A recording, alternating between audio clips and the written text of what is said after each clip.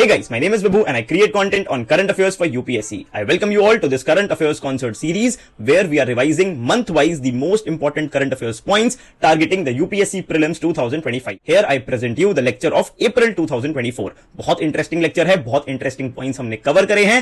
जैसा कि मैं हमेशा बोलता हूं, take it as a learning experience, do not watch it as a UPSC lecture. If you like the lecture, do let me know in the comment section. Do not forget to like the video, subscribe to our YouTube channel and also you can download the PDF notes from the link mentioned in the videos description. Thank you so much. चलो भाई, फिर आपको थोड़ा थोड़ा पहले life आपके आसान करते हैं. अभी आपको लगे हैं ये क्या है, चलो कोई नहीं, देखते हैं. पहला सवाल है आपके लिए, शुरू क्लास सवाल के साथ ही करेंगे. आंसर मुझे चैट में बता दो. A B C D, A B C D. क्या बात है, क्या बात है भैया. सारे ही प्रीलिम्स क्लियर करने वाले बंदे बैठे हैं यहां पर. किसी को सोचने का वही नहीं लगा. ओहो, डी डी डी. बहुत बढ़िया, बहुत बढ़िया, कमाल हो गया. ये है भैया आपके यूपीएससी 2024 यूपीएससी 2024 का प्रीलिम्स का सवाल. आप लोगों को मालूम होगा, very simple question, everyone knows the answer. नींद में भी अगर आप किसी को उठाओ, 3 बजे उठा के बोलो ओए उठ, क्वेश्चन का आंसर दे, आप कहोगे ये ले भाई आर्टिकल 21, सब कुछ इसी के अंडर आता है. वेरी गुड, कमाल है. इस बात को याद रखना, ये क्वेश्चन मैंने आपको क्लास में पहला क्वेश्चन है जो सॉल्व करवाया था और आप सभी ने इसका आंसर 1 नंबर सही दिया था. इसीलिए मैंने पोल कराया ही नहीं, क्योंकि मुझे पता है 100% इसका रेशियो आना है. उस्मा ने तो केस भी बता दिया, पुट्टास्वामी केस. बहुत बढ़िया उस्मा. चलो कोई बात नहीं, ये सवाल से तो हमने बस शुरुआत करी थी. अब आज की अगर आपने रील देखी हो तो मैं आपको कुछ दिखाना चाहूंगा. ये है भैया अप्रैल 2024. अभी हमने लेक्चर शुरू नहीं किया है, थोड़ा अभी मैं माहौल ही बना रहा हूं. अभी अप्रैल 2024 में आती है ये न्यूज सिकाडास के ऊपर, और ये आता है सवाल. अब बताओ, जो आपको बोलते हैं मैगजीन पढ़ना पड़ेगा, बहुत सारी मैगजीन पढ़नी पड़ेगी, ये करंट अफेयर के नोट्स पढ़ने पड़ेंगे, वो करंट अफेयर्स के नोट्स पढ़ने पड़ेंगे, उनको ये बोलो there is no alternative to newspapers. ये बात समझ लो, ठीक है.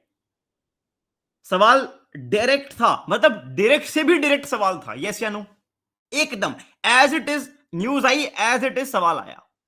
कोई ना इफ ना बट, ओनली जेट. मैंने क्या बोला, एकदम सवाल, एकदम न्यूज, एकदम सवाल. Done and dusted. आपने हेडलाइन पढ़ी होती, इसकी चेहरा देखा होता, आप यहां पे मुस्कुरा देते. Oh wow. 2 महीना पहले प्रीलिम से, 2 महीना, इंडियन एक्सप्रेस एक्सप्लेन सेक्शन, 2 महीना पहले. ऐसे मैंने 5 से 6 सवाल तो आपको पहले पहले वीडियो में दिखाए थे. अगर आपको याद हो, कम से कम नहीं, कम से कम 5 सवाल तो मैंने ऐसे ही आपको पहले वीडियो में दिखाए थे इस कोर्स के, जो डायरेक्टली आए थे लास्ट 5-6 महीने के करंट अफेयर्स में से. और करंट अफेयर्स में से यानी कि न्यूज़पेपर्स में से. ये तो था बिल्कुल आसान सवाल, ये आपने माना. ये हमने देखा डायरेक्ट क्वेश्चन. अब एक और चीज दिखाऊं जो मैंने रील में नहीं बताई. ये देखो, अप्रैल 2024 में एक और एक्सप्लेन आता है, how did star residing in dragons egg nebula get a magnetic field. Although article इतना रेलेवेंट नहीं था, लेकिन क्वेश्चन देखो, क्वेश्चन देखो. कोई इसका आंसर बताएगा मेरे को? इस क्वेश्चन का आंसर बताओगे? थोड़ा मैं क्वेश्चन को आपके सामने ले आता हूं ढंग से. लो जी, आंसर बताओ इसका चैट में.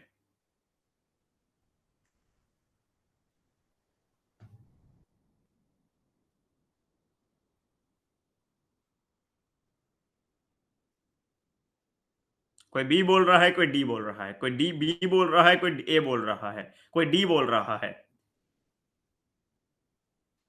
हम्म.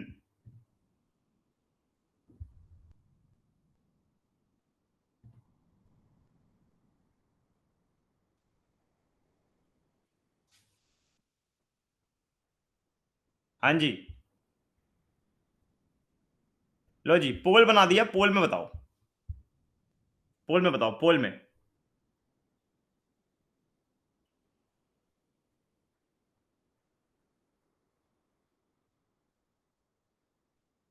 अच्छा, थोड़ा सा आप हो सकता है कंफ्यूज हो रहे हो, तभी मैं सोच रहा हूं इतना कंफ्यूजन क्यों है, क्योंकि यहां पर ये मिसिंग है.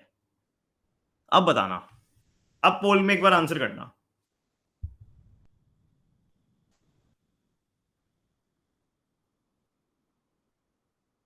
हम्म, बहुत बढ़िया, बहुत बढ़िया. ठीक है, पर फिर भी थोड़े बहे हम लोग.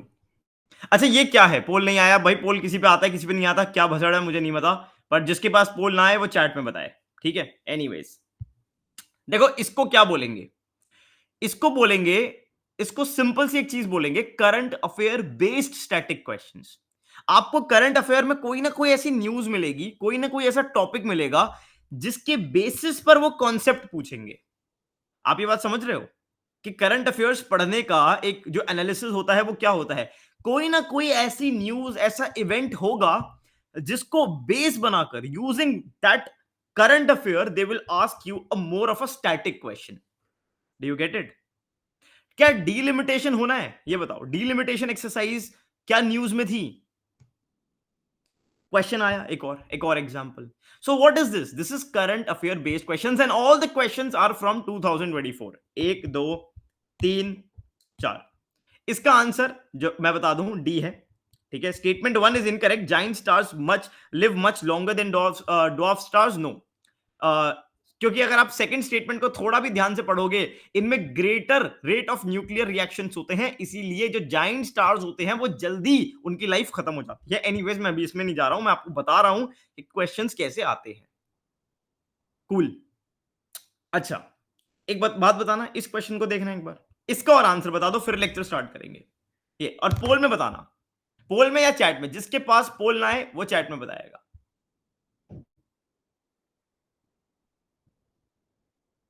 हम्म।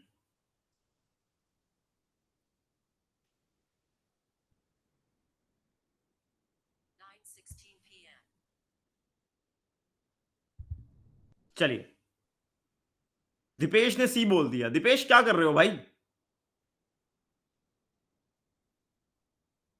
हम्म। डी, डी डी डी, सारा मत डी की तरफ आता हुआ बी की तरफ भी मत आया है। ओ 27% बी भी बोल गए हैं। अच्छा, बी और डी। एक बात बताना मेरे को भाई, ये India does not import apples from the United states of America, क्या आज तक इंडिया ने एक दो एप्पल भी इंपोर्ट नहीं करे? करे ही नहीं। क्यों भाई, ऐसा क्या है, अमेरिका में एप्पल नहीं होते? और वो इंपोर्ट, तुम्हें तुम्हें किसने बताया ये ज्ञान, जिसने बी बोला है?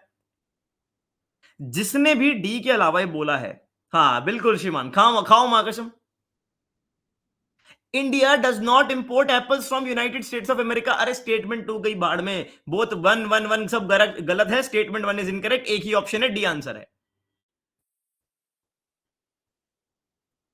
मेजर सोर्स है अवंतिका, नहीं है, हमें यह बात याद ही नहीं होनी। Do you even think, do you even, can you even imagine, India does not import apples from the United states of America?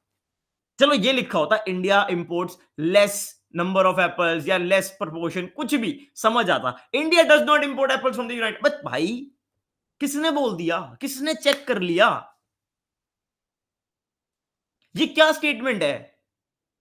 अच्छा मुझे बताओ, क्या इस क्वेश्चन को आंसर करने के लिए करंट अफेयर चाहिए था, स्टैटिक चाहिए था, करंट अफेयर प्रिलिमिनरी कोर्स चाहिए था, फाउंडेशन कोर्स चाहिए था, प्री रिवीजन बैच चाहिए था, मॉड्यूल चाहिए थे, क्या चाहिए था इसके लिए?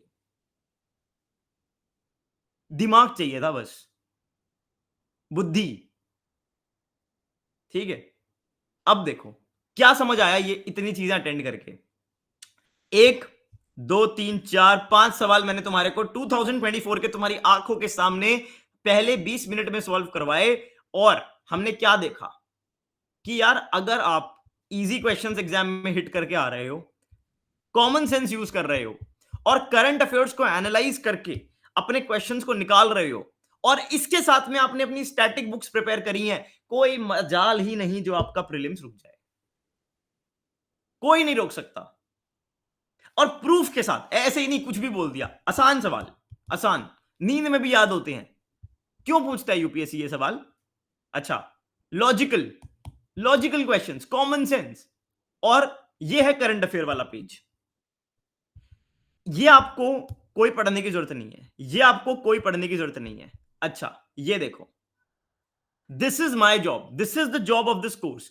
You will be able to answer and identify these kind of questions using this particular course. That is my job.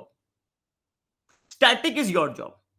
जो आप बेसिक इकोनॉमिक्स पढ़ते हो, ज्योग्राफी पढ़ते हो, जो आप हिस्ट्री पढ़ते हो, वो आपका काम है। आपकी स्टैंडर्ड बुक्स, कोई मल्टीपल सोर्स नहीं, सारे आपके जो एरियाज हैं वो हिट हो गए, प्रीलिम्स निकल गया। उसके अलावा भैया वर्ल्ड टॉयलेट ऑर्गेनाइजेशन पे क्वेश्चन आया था, बहुत इंपॉर्टेंट था। एक काम करो, दुनिया में जितनी ऑर्गेनाइजेशन है सारी पढ़ के जाओ, बस उस एक सवाल को सही करके आना, बाकी सब गलत करके आना। उस एक सवाल के लिए तुम इस सर लैंग्वेज क्या हो गया भाई? Suraj Bhargava, are you not comfortable in Hindi?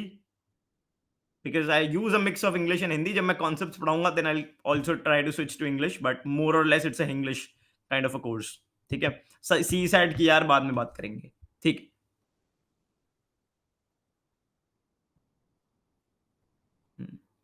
So I hope you guys are able to understand what I'm trying to explain, that what is the purpose of this course, what is the essence of this course, this initiative, that you are able to identify the current affairs questions, the most probable ones. Also, you are able to solve these questions using common sense. You know how to solve the easy questions. Static काम आप अपने हिसाब से कर लो, आपका prelims निकल जाएगा। जो ऊट पटांग questions exam में आते हैं, you don't have to worry about those questions. They are meant to be skipped. सबको क्लियर है अब तक बात? डर निकला, थोड़ा सा डर निकला, थोड़ा सा।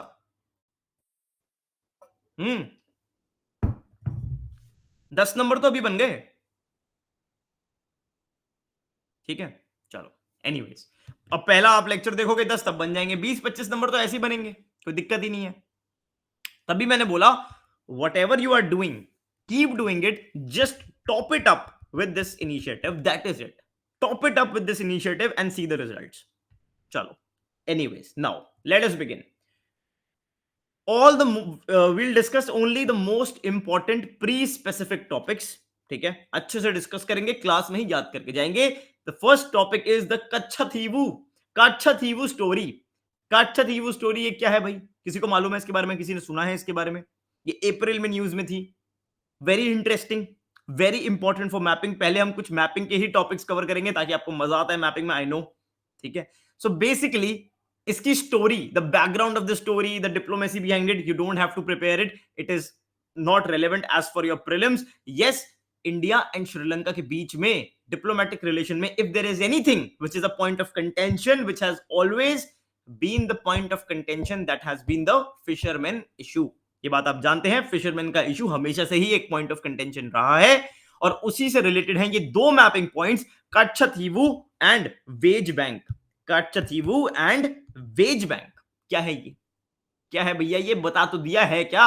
देखो सुनो, क्या था ना, इतनी मोटी बात समझो। इंडिया और श्रीलंका के बीच में एक ही आइलैंड है। आइलैंड में कुछ नहीं है, कुछ नहीं है, सिर्फ एक चर्च है, एक चर्च। पर उसके अराउंड जो एरिया है फिशिंग के लिए बहुत इंपॉर्टेंट है।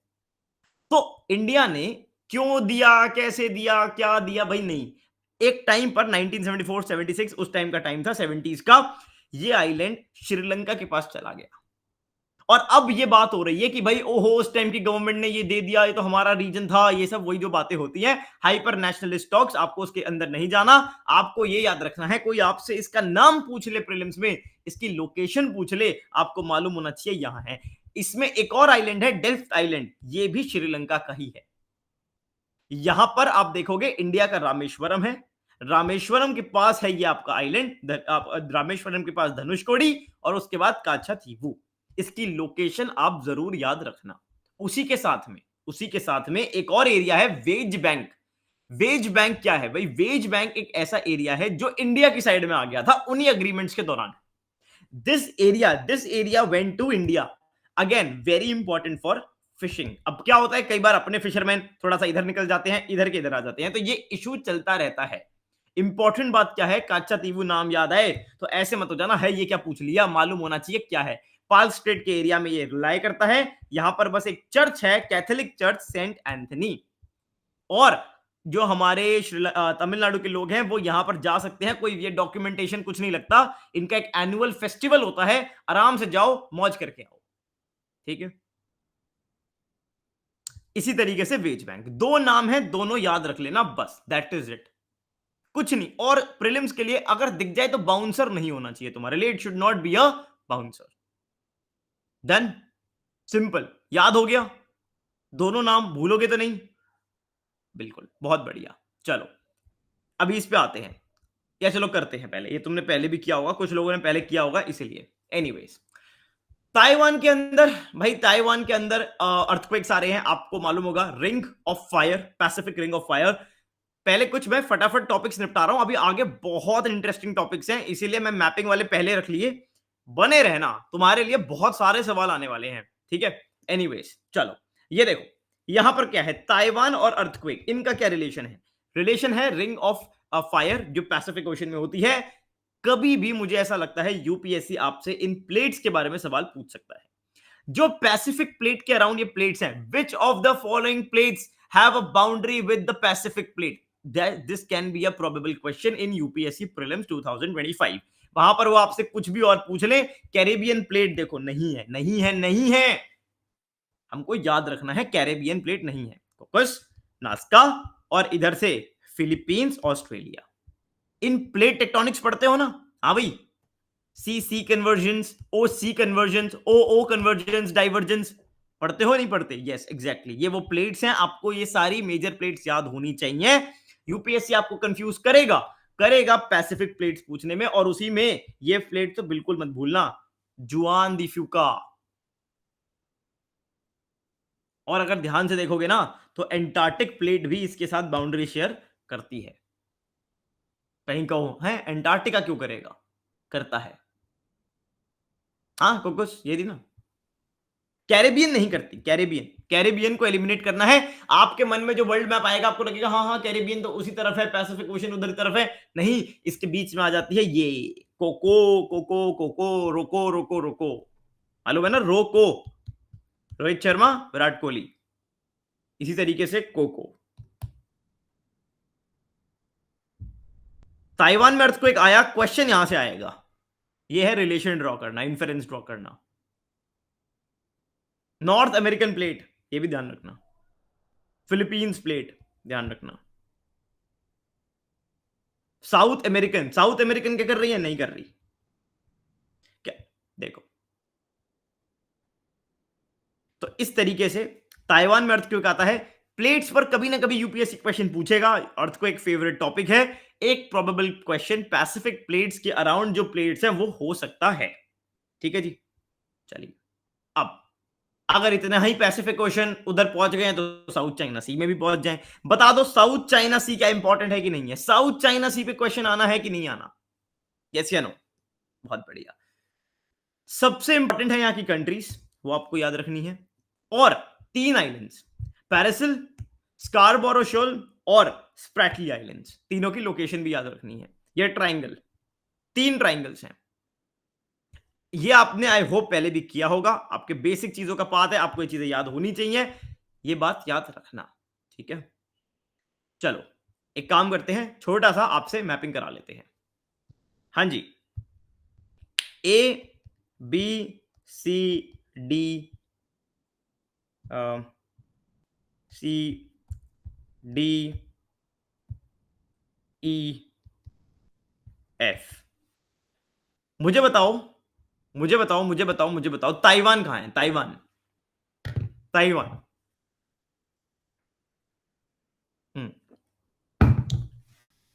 मुझे बताओ ब्रुनेई कहां है? ब्रुनेई, ब्रुनेई कहां है? ब्रुनेई, ब्रुनेई में बी किसने लिखा है? डी भी लिख दिया लोगों ने, एफ लिख दिया कोमल ने।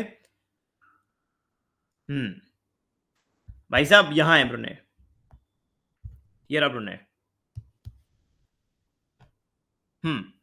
अच्छा एक बात बताओ, एफ या डी मलेशिया कौन सा है? एफ या डी मलेशिया? बहुत बढ़िया, कुछ लोग बोथ लिख रहे हैं बोथ, नहीं दीक्षा कह रही है नहीं डी है, डी, सतीश कह रहे हैं डी है, प्रेरणा कह रही है एफ है, सूरज कह रहे हैं डी है, बोथ है क्या? बोथ, मैप देखते हैं। अरे बाप रे, ये क्या है? ये तो मैप ही डांस कर गया भाई, ये देखो, है कमाल की बात कि नहीं? कंफ्यूज हो गए कि नहीं हो गए? बहुत सालों पहले यूपीएससी क्वेश्चन पूछता था, मैप बना के देता था, मार्क करके देता था और बोलता था आपको आइडेंटिफाई करो लोकेशन। पुराने सवाल का ट्रेंड वापस से रिपीट होना शुरू हो गया है। They are asking you assertion reasoning type questions. There is a high probability that they will ask a map based question, जहां वो आपको मैप बना के देंगे, पॉइंट्स मार्क करके देंगे और आपसे मैच द फॉलोइंग करवाएंगे। याद रहेगा? हाँ जी, याद रहेगा कि नहीं रहेगा ये बता दो। साउथ चाइना सी की मैपिंग वेरी इंपॉर्टेंट। ताइवान यहां है, वियतनाम, मलेशिया, फिलीपींस, स्कार्बारो शोल, पैरासल आइलैंड्स, स्प्रैटली आइलैंड्स। याद रखना है, बिल्कुल नहीं भूलना। बहुत बढ़िया, चलो सिंपल टॉपिक्स खत्म होते जा रहे हैं, हम इंटरेस्टिंग टॉपिक्स पे आते जा रहे हैं। सवाल आपके सामने है, इसका आंसर मेरे को दे दो। सवाल सवाल से ही होगा भाई, सवाल से ही होगा, वैसे नहीं होगा। लो भैया, सवाल आपके सामने है, आंसर चाहिए मेरे को।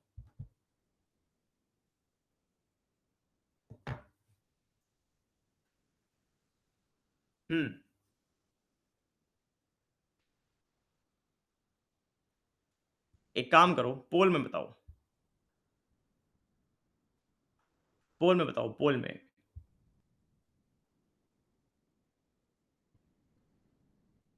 चलो पोल में बताओ, जिसके पास पोल आया है वो पोल में बताओ।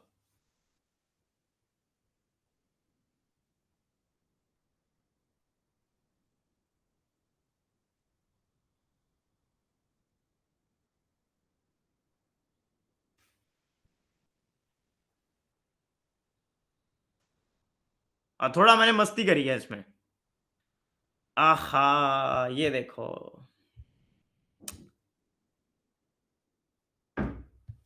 50% कह रहे हैं डी। एक मिनट, मुझे ही समझने में टाइम लगेगा यहां पे क्या बवाल मचा है। 50% ने बोल दिया है डी। डी यानी कि 2, 3 और 5। तो जो डी वाले बालक हैं उन्हें लगता है क्या?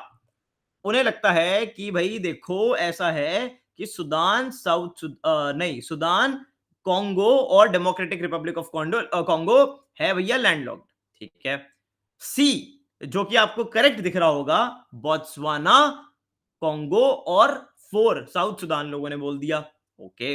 बी, बी बोला है 2, 3, 4 सूडान, कॉन्गो और साउथ सूडान।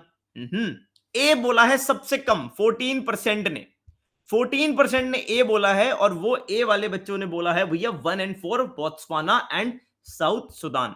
जिन लोगों ने भी ए बोला है, बहुत बहुत मुबारकबाद, आप बहुत बढ़िया कर रहे हो। अगर आपने ऑन स्पॉट ये आंसर दिया है, कम से कम टाइम में दिया है, वेरी गुड। इसका आंसर होना चाहिए क्या?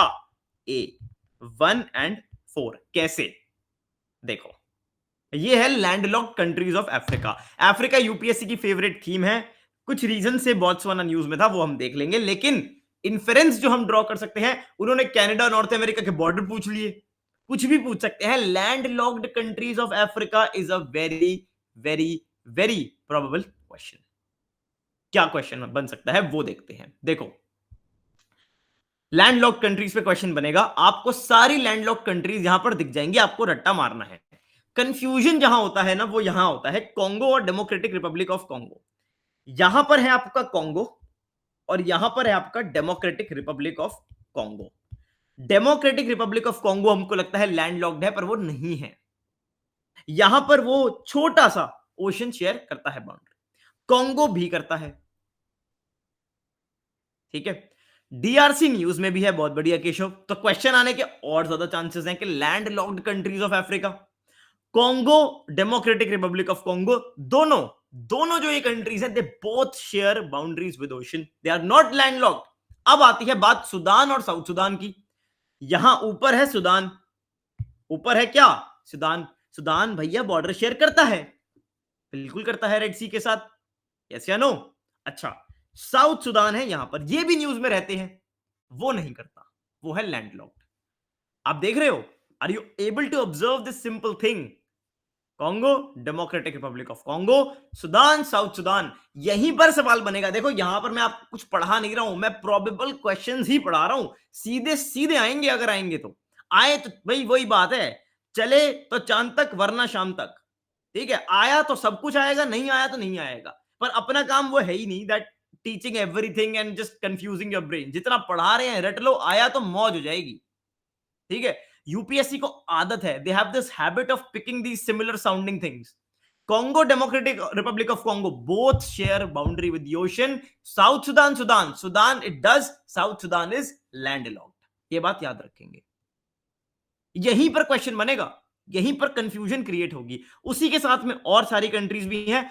बोट्सवाना एक ऐसी कंट्री है जो न्यूज में थी, बिकॉज यहां पर एलिफेंट की पॉपुलेशन बहुत ज्यादा है। तो अगर आपसे कोई पूछ ले which African nation is famous for elephants, elephants कहीं पर भी आए, बोट्सवाना का नाम हमेशा दिमाग में रखना। भैया इतने एलिफेंट हैं कि गिफ्ट करने पड़ रहे हैं। और यहां से लॉजिक लगा के थोड़ा सा दूरदर्शी योजना लगाकर अगर सोचा जाए, then you can get a question like this. Landlocked countries Botswana and South Sudan. Confusion हुई थी कि नहीं हुई थी? सच्ची सच्ची बताना मेरे को, चैट में ये बताना। Do you think these kind of questions can be asked, and do you think that दिमाग पे जोर पड़ता है जब ऐसे क्वेश्चंस प्रीलिम्स में दिखते हैं? यहां बैठ के तो फिर भी मार्क हो रहे हैं, सोचो जब ये प्रीलिम्स में आएगा तब क्या होगा? तब बवाल मचेगा, दिमाग ऐसे घूम जाएगा, भाई क्या लिख दिया, Botswana, Sudan, Congo, South Sudan, ओ भाई ये क्या है? यूक्रेन की बॉर्डरिंग कंट्रीज पूछी थी कि नहीं पूछी थी? अफगानिस्तान की पूछी थी कि नहीं पूछी थी? क्यों नहीं पूछ सकते? आज नहीं तो कल क्वेश्चन आना है लैंडलॉक्ड कंट्रीज पे, 100% आना है। ठीक है, याद रखना। और देखो, वैसे तो मैंने पूरा मैप दिया है, सारे रट लेना, सारे रटोगे खुश रहोगे। लेकिन फिर भी अगर किसी को लगता है भैया और छोटा सा बता दो कि कौन सा, तो जरूर होगा उस ऑप्शन में, इन 5 में से कोई एक ऑप्शन में जरूर दिखेगा, हो सकता है पांचों दिखे। So land locked countries of Africa पे क्वेश्चन आएगा, यहीं से आएगा, आया तो बता दिया है, मौज करना। ठीक है, जब क्वेश्चन आए सॉल्व करना, थोड़ा सा हमको याद कर लेना। चलो ठीक है, बहुत बढ़िया बहुत बढ़िया बहुत बढ़िया बहुत बढ़िया बहुत बढ़िया। अब आगे आपके नॉलेज को हम टेस्ट करेंगे। अच्छा जी, बहुत हो गया चैट और पोल, अब हमारे साथ आएंगे लाइव लोग। क्या बात है, शायरी हो गई। कौन आना चाहेगा? इस क्लास के अलग नजारे देखो। अब आप जो लोग पहली बार अटेंड कर रहे हैं, आई होप आपको मजा आ रहा है, थोड़ा माहौल बन रहा है आप लोगों के लिए। अभी आगे चीजें और इंटरेस्टिंग होती जाएंगी। आई होप आपको नई नई चीजें जानने को मिल रही हैं, you are able to learn something new. I have tried to keep my pitch at this level. आपको क्लास के एंड तक एनर्जी लेवल यहीं पे ही दिखेंगे, मजा आएगा, बहुत कुछ सीखने को मिलेगा, दिमाग में बैठ जाएगा, क्योंकि इंटरेक्टिव है, बोरिंग नहीं है। पीपीटी पढ़ लो, नहीं पढ़ानी है मैं पीपीटी, भाई हमसे खुद ही नहीं बनाई जाती, पढ़ाएं क्या? ठीक है, चलो आओ भाई। कौन है भैया जो सवालों के जवाब देने के लिए आना चाहता है? हाथ, हैंड रेज करोगे, सीधा मैं एक्सेप्ट करूंगा, लाइव वीडियो ऑडियो के साथ मेरे साथ यहां पर डायरेक्ट। ठीक है, अनकाष्ठा आना चाहती है, आइए अनकाष्ठा, वेलकम।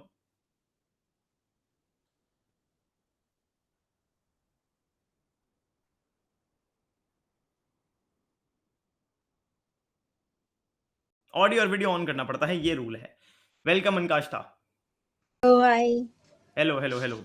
हाँ जी अनकाष्ठा जी, आपको बताना है हमको, ये मैप देखिए, ये मैप आया था इंडियन एक्सप्रेस में अप्रैल 2024। मैप बहुत बढ़िया था, ऐसे मैप आते हैं यूपीएससी एग्जामिनर्स की आंखें खुल जाती हैं।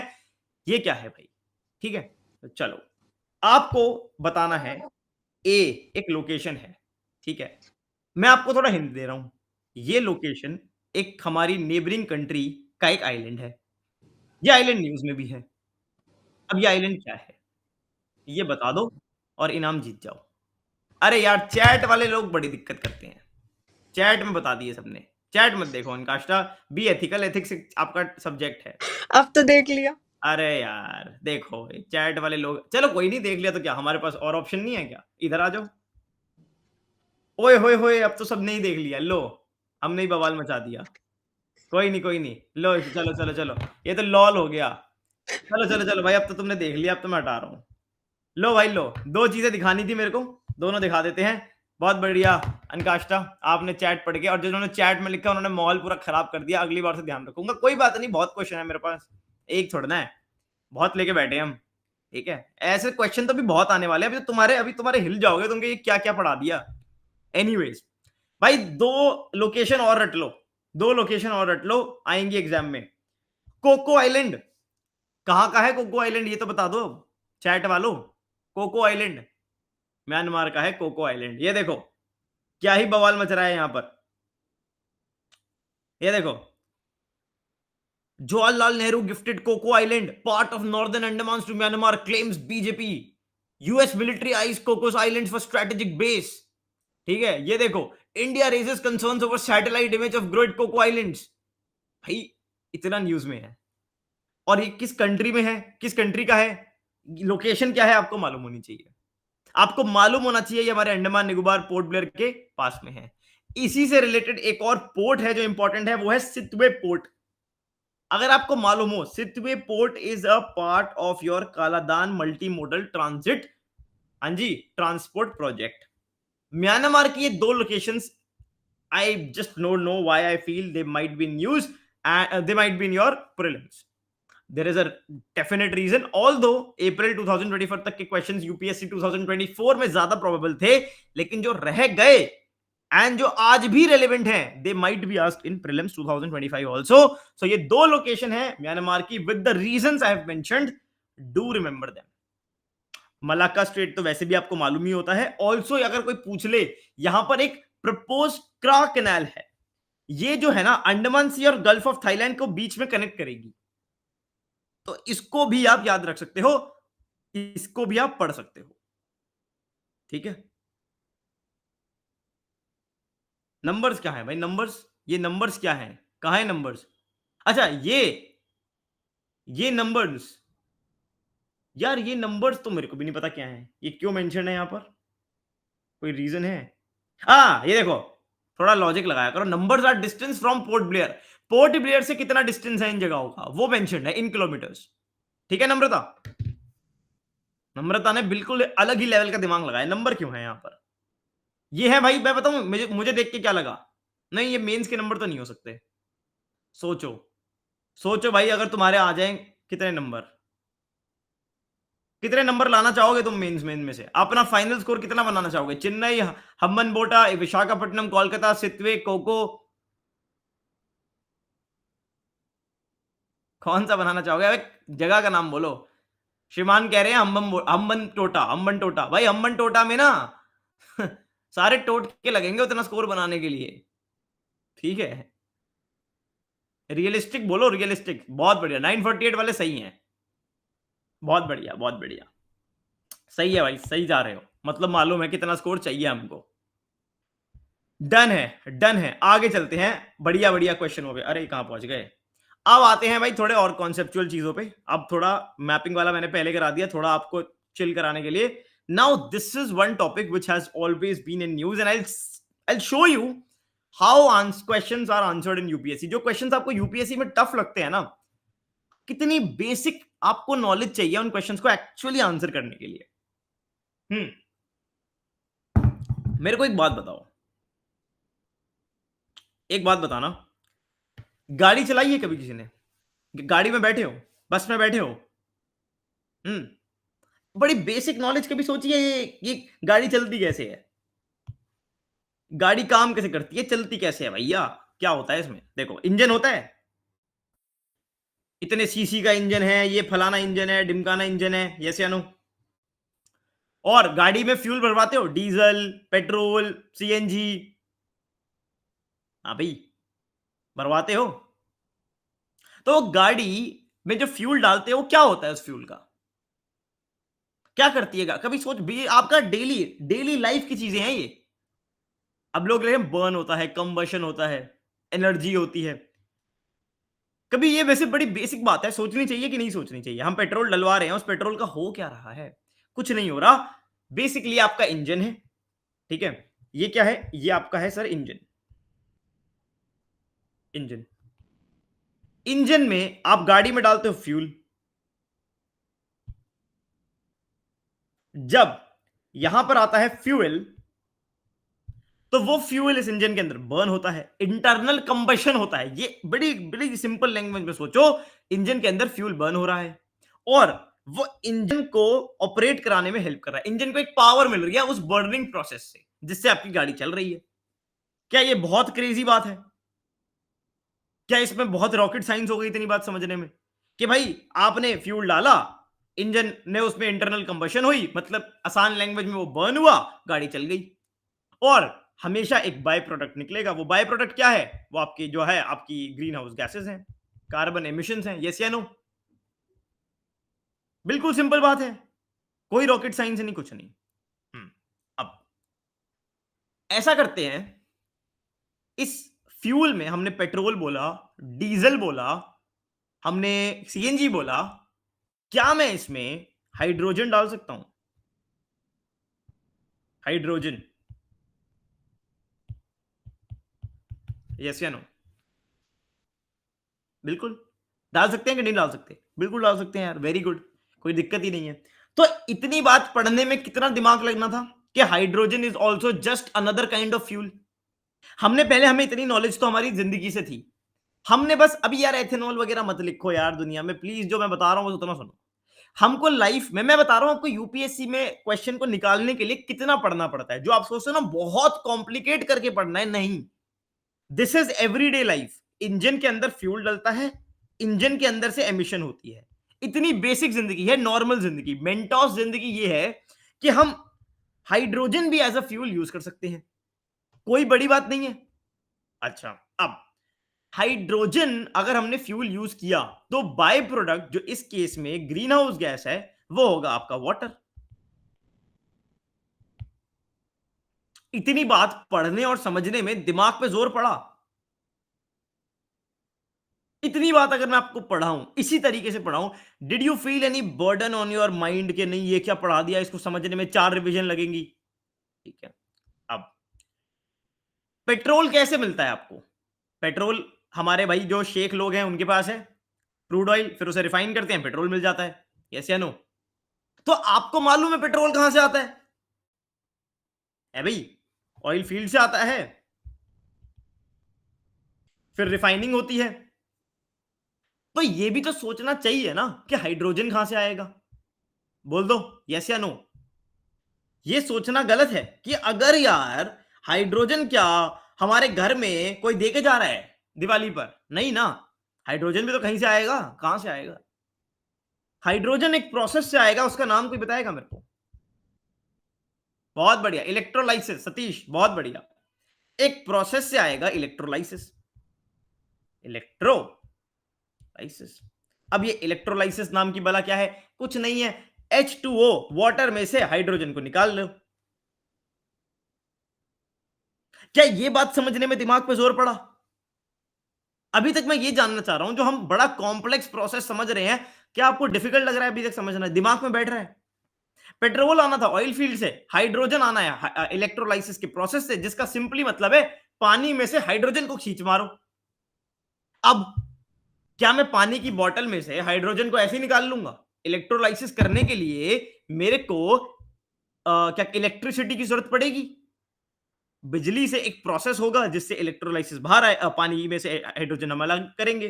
अब ये एक फैक्ट्री में बनेगा जहां पर वो चीजें होंगी, लेट से। अब वो फैक्ट्री अगर सोलर से चल रही है, रिन्यूएबल एनर्जी से चल रही है, तो भाई ये हाइड्रोजन हो जाएगा ग्रीन हाइड्रोजन।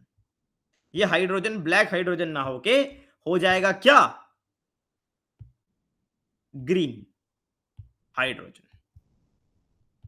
मतलब जो भैया H2O में से H को अलग करने का प्रोसेस है, अगर वो जहां हो रहा है वो अगर रिन्यूएबल सोर्स है, तो भैया बस ये ग्रीन हाइड्रोजन है।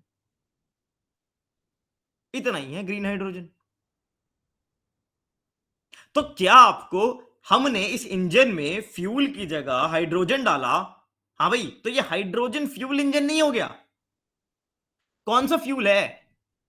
हाइड्रोजन है, तो ये हाइड्रोजन फ्यूल व्हीकल नहीं हो गया?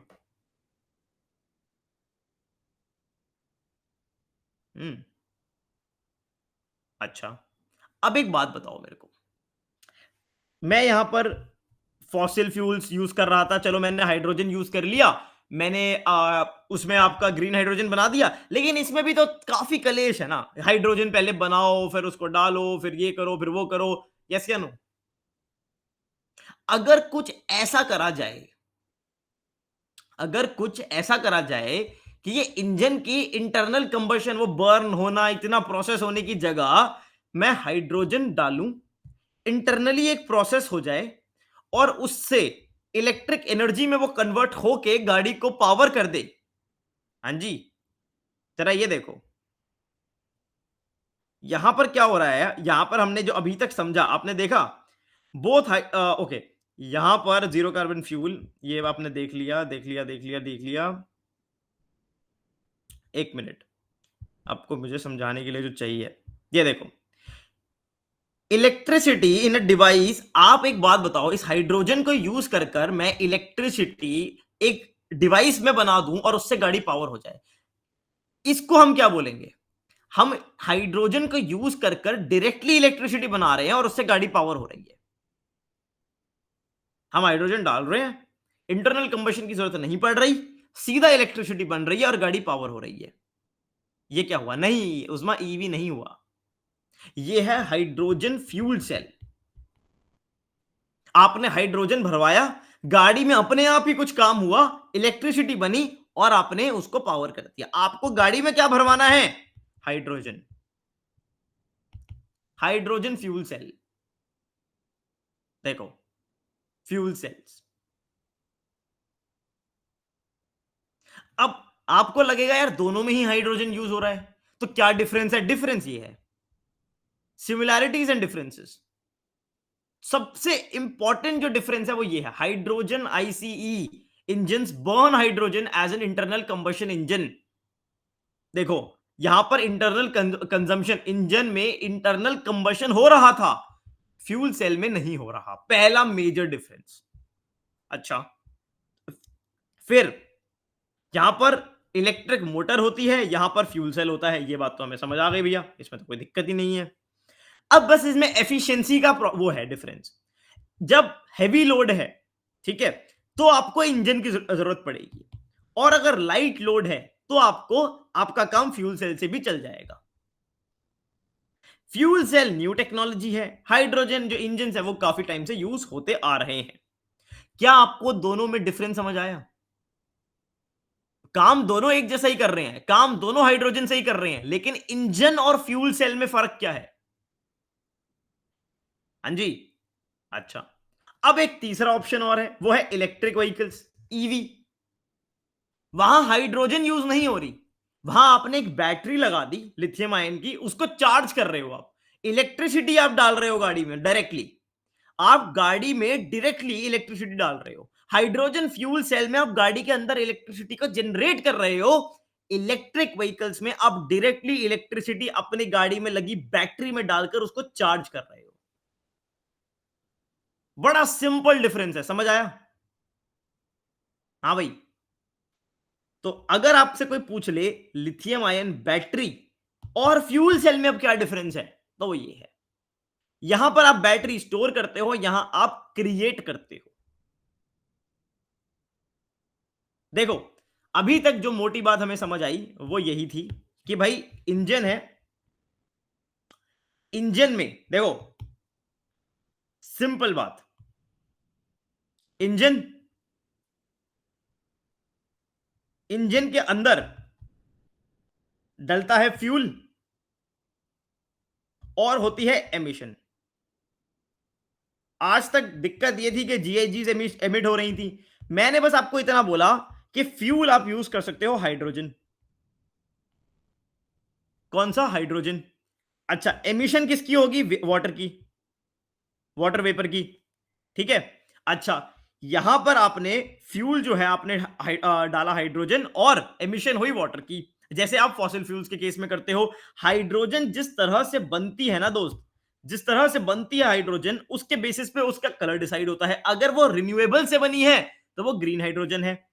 ये है इंजन, हाइड्रोजन इंजन। अब हाइड्रोजन फ्यूल सेल क्या करता है? हाइड्रोजन फ्यूल सेल एक बड़ा सिंपल काम ये करता है कि हाइड्रोजन फ्यूल सेल के अंदर, इंजन की जगह अब मैंने डाल दिया यहां पर फ्यूल सेल, उसमें आप जब हाइड्रोजन डालते हो तो वो इलेक्ट्रिसिटी यहां पर क्रिएट करता है। इलेक्ट्रिसिटी क्या होती है? क्रिएट होती है। क्रिएट और स्टोर दोनों होती है, क्रिएट पर इंटरनली ही क्रिएट हो रही है, इंटरनल कंबशन। यहां इंटरनल कंबशन हो रहा है, यहां इंटरनल कंबशन नहीं, यहां इलेक्ट्रिसिटी क्रिएट हो रही है। और आखिरी में इलेक्ट्रिक व्हीकल्स क्या है भैया? इलेक्ट्रिक व्हीकल्स में यहां पर क्या है? बैटरी है। बैटरी में आप डाल क्या रहे हो? सीधा इलेक्ट्रिसिटी। यहां पर फ्यूल सेल था, यहां बैटरी है, और यहां इंजन है, यही डिफरेंस है। क्या समझे?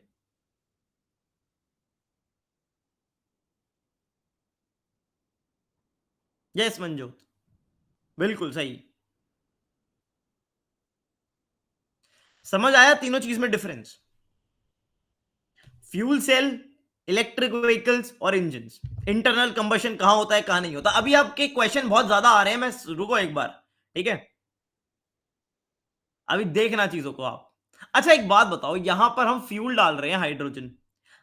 फ्यूल तो हम कोई साथ में भी और डाल सकते हैं कि नहीं डाल सकते? इसके साथ में इसको हेल्प करने के लिए क्या हम सीएनजी डाल सकते हैं कि भाई एच सीएनजी दोनों साथ में मिल गए? एक से बात नहीं बन रही थी तो दो डाल दिए, दोनों का ही इंटरनल कंबशन होना है। थोड़ा एमिशन कम हो जाएगा, बस थोड़ा वाटर वेपर होगा, थोड़ा जीएचजी होगा। तो क्या इनको दोनों को साथ में यूज कर सकते हैं? बिल्कुल कर सकते हैं। कॉमन सेंस लॉजिक, जितनी बातें मैंने अभी आपको पढ़ाई हैं बिल्कुल बेसिक लैंग्वेज में, क्या आपको समझ आई? पहले इतना बताओ, जितना पढ़ाया है, इसके आगे जो डाउट्स हैं वो नहीं, अभी जितना पढ़ाया है, ठीक है? कूल। नाउ क्वेश्चन का आंसर दो 2024। छठा क्वेश्चन आज की क्लास का 2024 का।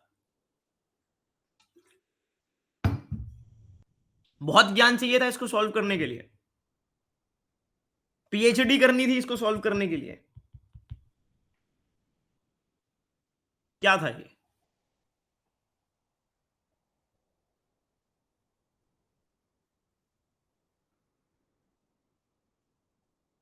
भाई क्या चाहिए था इसको सॉल्व करने के लिए, ये बताओ। मुझे मालूम है तुम सबको आंसर मालूम है, अब तुम सब लिख रहे हो, लेकिन टेल मी।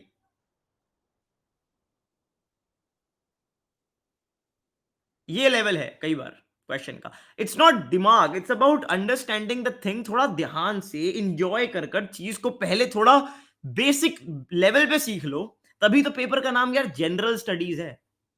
हम क्या सोचते हैं ना, हम या तो नहीं पढ़ेंगे, सी आई होप ये आपने प्रॉब्लम फेस करी होगी, या तो नहीं पढ़ेंगे या भैया बिल्कुल क्रेजी पढ़ेंगे, बीच में हम बात ही नहीं करेंगे। ये होता है कि नहीं होता आपके साथ? ऑनेस्टली बताना, as an aspirant you tend to ignore certain topics because you feel that I cannot understand it at an extreme level, so I will not understand it at all। पहाड़ में जाए। But we never try to break it down कि यार कोई तो एक इतना basic level होगा जहां तक पहुंचते हैं, फिर सोचेंगे आगे। ग्रीन हाइड्रोजन पागल हो रखी है दुनिया इसके पीछे। अगर इतना भी पढ़ के जाते ना, ये सवाल सॉल्वेबल था विद इन 10 सेकेंड्स। ज्यादा बोल दिया। अच्छा लो, तुम ही सॉल्व करोगे, मैं थोड़ी ना कर रहा हूं ना भैया। मैं ये कह रहा कि मैं कोई महान टीचर हूं, मैं तो तुम्हें दिखा रहा हूं और तुम ही सॉल्व कर रहे हो। लो भैया पढ़ो 60th क्वेश्चन।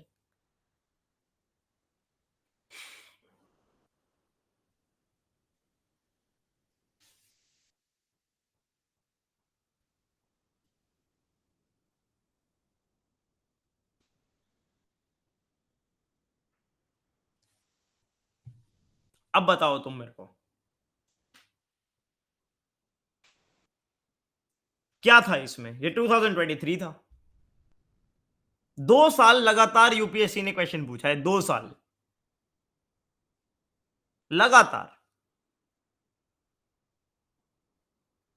क्या अब बताओ इसको, ये जो ऑप्शंस हैं क्या इसको, ठीक है अभी मैंने पढ़ाया है, लेकिन इतना पढ़ना मुश्किल था क्या? हम जैसे ही ऐसे डायग्राम्स देखते हैं, ऐसा हम कहते हैं भाई ये तो अपनी औकात से बाहर है, चलो आगे आगे चलो, पॉलिटी पढ़ लेंगे बस। हम कोशिश ही नहीं करते that can we understand the topic इतना, so that understanding it's essence. Nobody is asking you to create green hydrogen in the exam centre. All you need to do, अब जब आप क्वेश्चन पूछ रहे थे तो आपको लगता है उन क्वेश्चंस की रिक्वायरमेंट है for the exam you are preparing? Like ठीक है, you have questions, definitely you have questions, but do you think those questions are required to answer the question of UPSC? भैया आप और हायर लेवल का exam दो उसके लिए, ठीक है? यूपीएससी का लेवल थोड़ा कम है, आपके जो डाउट्स होते हैं वो हायर ऑर्डर थिंकिंग स्किल्स में आते हैं, हॉट्स। तो आप एक अलग एग्जाम दो, ठीक है? मैं बनाऊंगा एक पेपर अपना, ठीक है, उसको देना, उसमें पूछेंगे ऐसे सवाल। यूपीएससी के लेवल के लिए आप थोड़ा बेसिक भी पढ़ के जा सकते हो, कोई दिक्कत होगी नहीं वैसे, मेरे को जहां तक लगता है आराम से काम बन जाएगा इतने में भी, ठीक है। हाँ, मतलब मेरे को यही लगता है।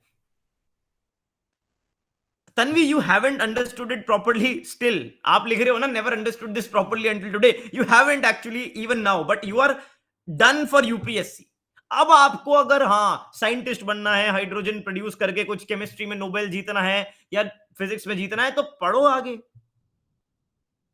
ठीक है। फिर तो कुछ भी पढ़ो, मतलब कोई तो एंड नहीं है। पर कितना पढ़ लेंगे, इतने सारे सब्जेक्ट दे रखे हैं, इतना ही पढ़ना है यार बस, और क्या। काम बन गया, ठीक है। चलो, क्योंकि आपको पॉलिसी बनानी है इन चीजों के ऊपर, आप समझ जाओगे बस, और क्या। ये क्वेश्चन भाई, ये क्यों पूछा भाई, ठीक है, ये है सवाल। एनीवेज, हाँ भाई। अच्छा तुम्हारा बताओ, पॉलिटी फेवरेट सब्जेक्ट है कि नहीं है? पॉलिटी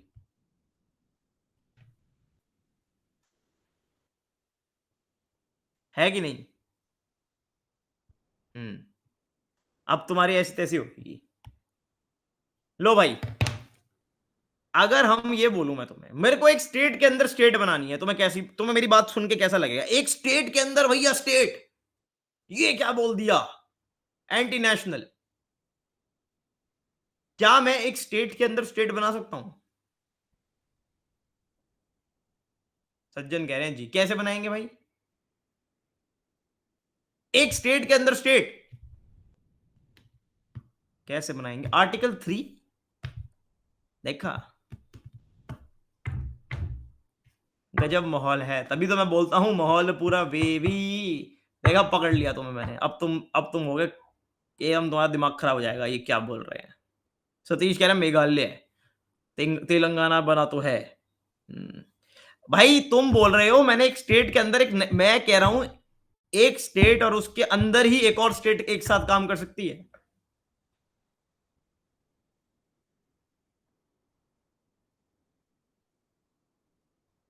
चलो कोई नहीं, कोई नहीं, पॉलिटी तो तुमने बहुत पढ़ी है, तुम्हें पॉलिटी बहुत आती है। लो, सवाल सॉल्व करो।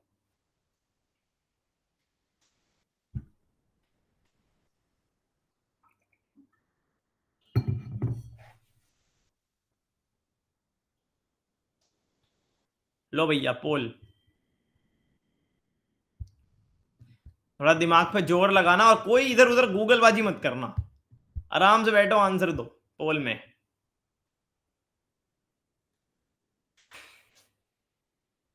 पोल पोल पोल पोल पोल।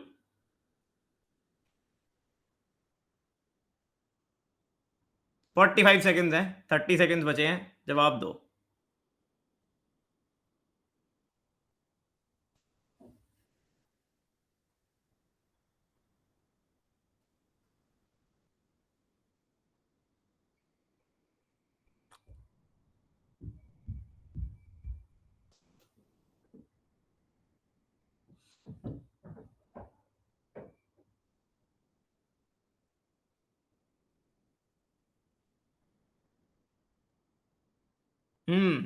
क्या मतदान है भाई, देखें जरा। पोल के मुकाबले, अकॉर्डिंग टू द पोल, 44%, 30%, 11%, 15%। हाँ भाई, मजा आया क्वेश्चन देख के? पहले बताओ।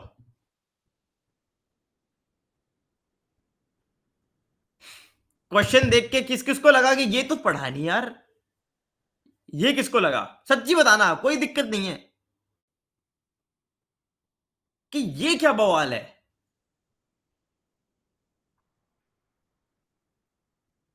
ठीक है, अच्छा, कोई बताएगा ये आर्टिकल 244 किस पार्ट के अंदर आता है कॉन्स्टिट्यूशन के?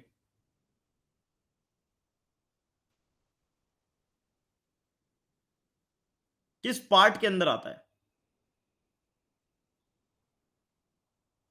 उस्मा, क्वेश्चन गलत हो रहे हैं आपके।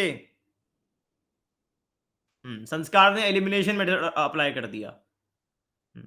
10 के अंदर आता है, बहुत बढ़िया। देखो भाई, ये है स्टोरी। आर्टिकल 240 ये क्या हुआ? हाँ, वेट, ये भी तो रब करना है हमें।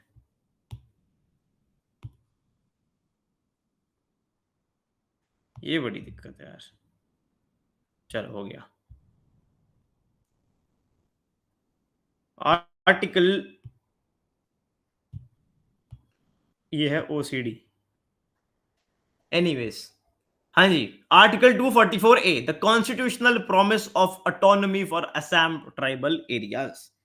कहानी कुछ ऐसी है जो आपके पॉलिटी के टीचर आपको ज्यादा बताएंगे। मैं आपको इसके इस कोर्स के स्कोप के अकॉर्डिंग जितना बता सकता हूं उतना बताऊंगा। एक आर्टिकल है कॉन्स्टिट्यूशन में 244A जो ये बोलता है कि if the parliament wants that notwithstanding anything in the constitution the parliament may by law, मतलब पार्लियामेंट को लॉ बनाना पड़ेगा, form with in the state of Assam N autonomous state है, स्टेट के अंदर स्टेट बना देंगे।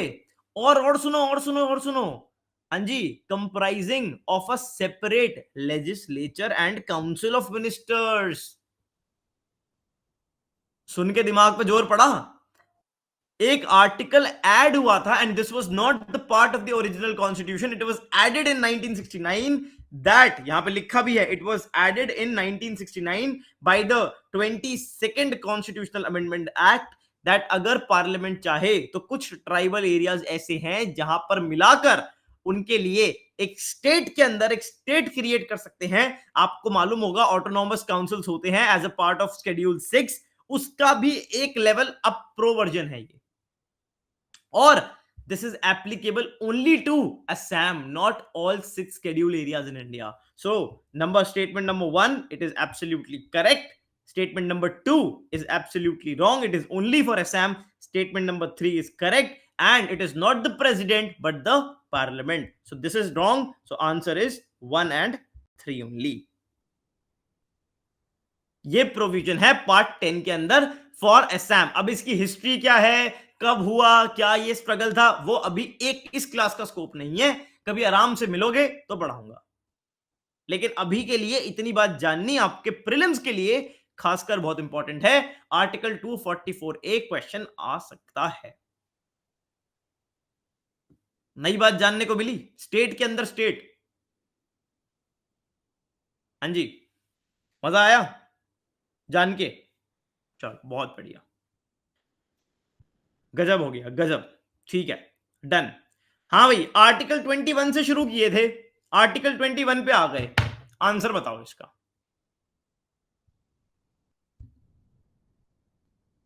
पोल आपके सामने है, जिसके पास पोल नहीं आया चैट में बताओ।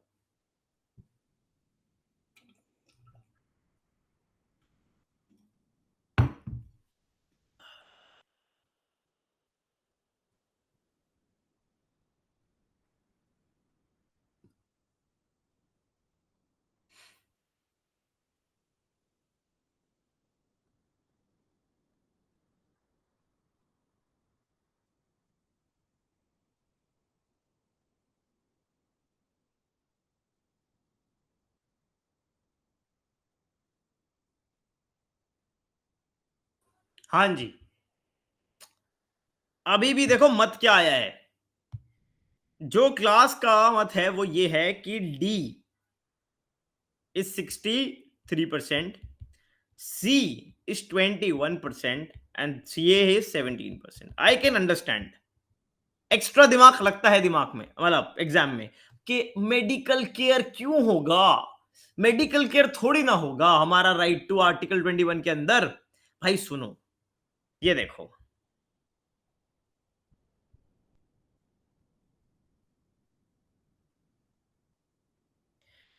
पढ़ो इसे।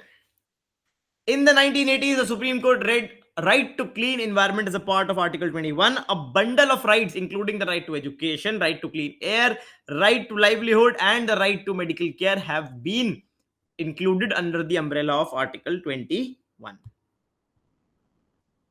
यूपीएससी अगर आपको स्टेटमेंट बनाएगा, आई नो आपको कंफ्यूजन क्यों हुआ, आपको कंफ्यूजन यही हुआ, मुझे बताना चैट में, जिन्होंने भी बी और सी लिखा, आपको मेडिकल केयर ने, ठीक है, और लाइवलीहुड शायद लाइवलीहुड ने, आई डोंट नो, पर हाँ राइट टू मेडिकल केयर ने आपको कंफ्यूज किया होगा।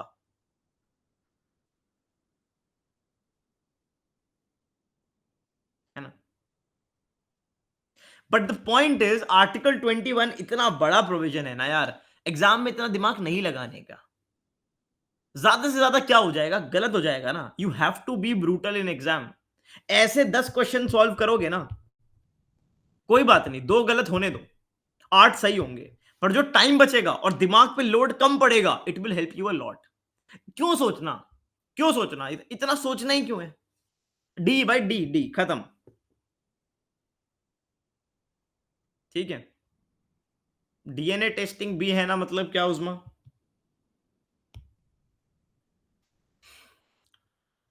तो ये मैं इस छोटे से इसके क्वेश्चन के थ्रू बताना चाहता था कि भाई कई बार हो कि हाँ डी है, चलने दो, ऑल ऑल ऑल।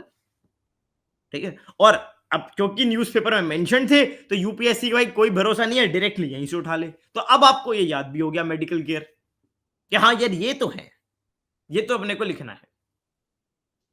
ठीक है, चलो एनीवेज आगे चलते हैं। अच्छा, another very important topic for your prelims 2025, ये है भैया वोल्केनोस। वोल्केनोस पे भी यूपीएससी क्वेश्चन पूछता है, वोल्केनिक वोर्टेक्स रिंग्स, माउंट इटना।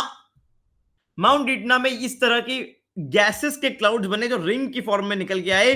ऐसा क्यों होता है, क्या होता है, वो ज्योग्राफी के स्कोप है। आपका जो वेंट होता है उसके अंदर गैस ऐसे ट्रैप होती है कि जब वो प्रेशर से निकलती हैं तो इस तरह का फिनोमेना बनता है। बट कोई यूपीएससी आपसे ये नहीं पूछ रहा, पर यूपीएससी एग्जामिनर को यहां पर एक चेहरा दिख रहा है। ये है यूपीएससी एग्जामिनर, देखो ये रहा। कैसा लगा आपको देख के इसके चेहरा? ये है यूपीएससी एग्जामिनर। ठीक है, ठीक है, ये यूपीएससी एग्जामिनर है। इसका चेहरा देख के खिल गया कि अरे अब ले बेटा, अब मैं ढूंढूंगा सारे वोल्केनोस और अब मैं बच्चे से पूछूंगा कौन सा एक्टिव है, कौन सा कहां है। यूपीएससी ने आपसे 2024 में ये सवाल पूछा, इसका मुझे आंसर दो और सोच के बताओ क्या वोल्केनो पे ऐसा क्वेश्चन आ सकता है कि नहीं। While answering this question just try to understand.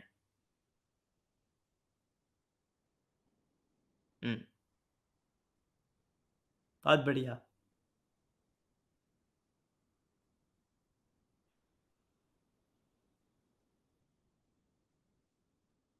क्या यूपीएससी में वोल्केनोस पे ऐसा क्वेश्चन आ सकता है, पहले मुझे ये बताओ।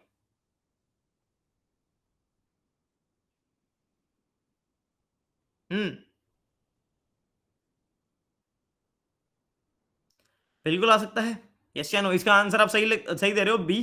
ठीक है, 3 and 4 are correct. Alps are also fold mountains, they are not block mountains, and Vosges they are block mountains actually, but they are not in Central Asia actually.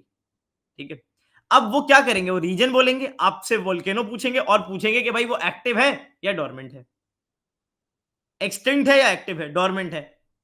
तो क्या हम मेजर वोल्केनोस के नाम इस बार याद करके जा सकते हैं?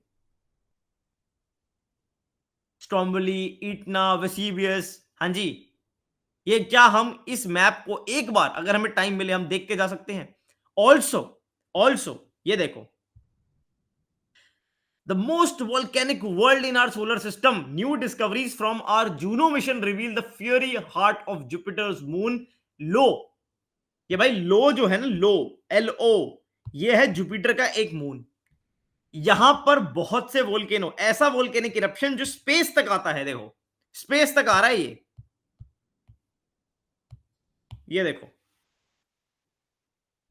तो क्या इसका नाम याद रख सकते हैं, एग्जाम में दिख सकता है?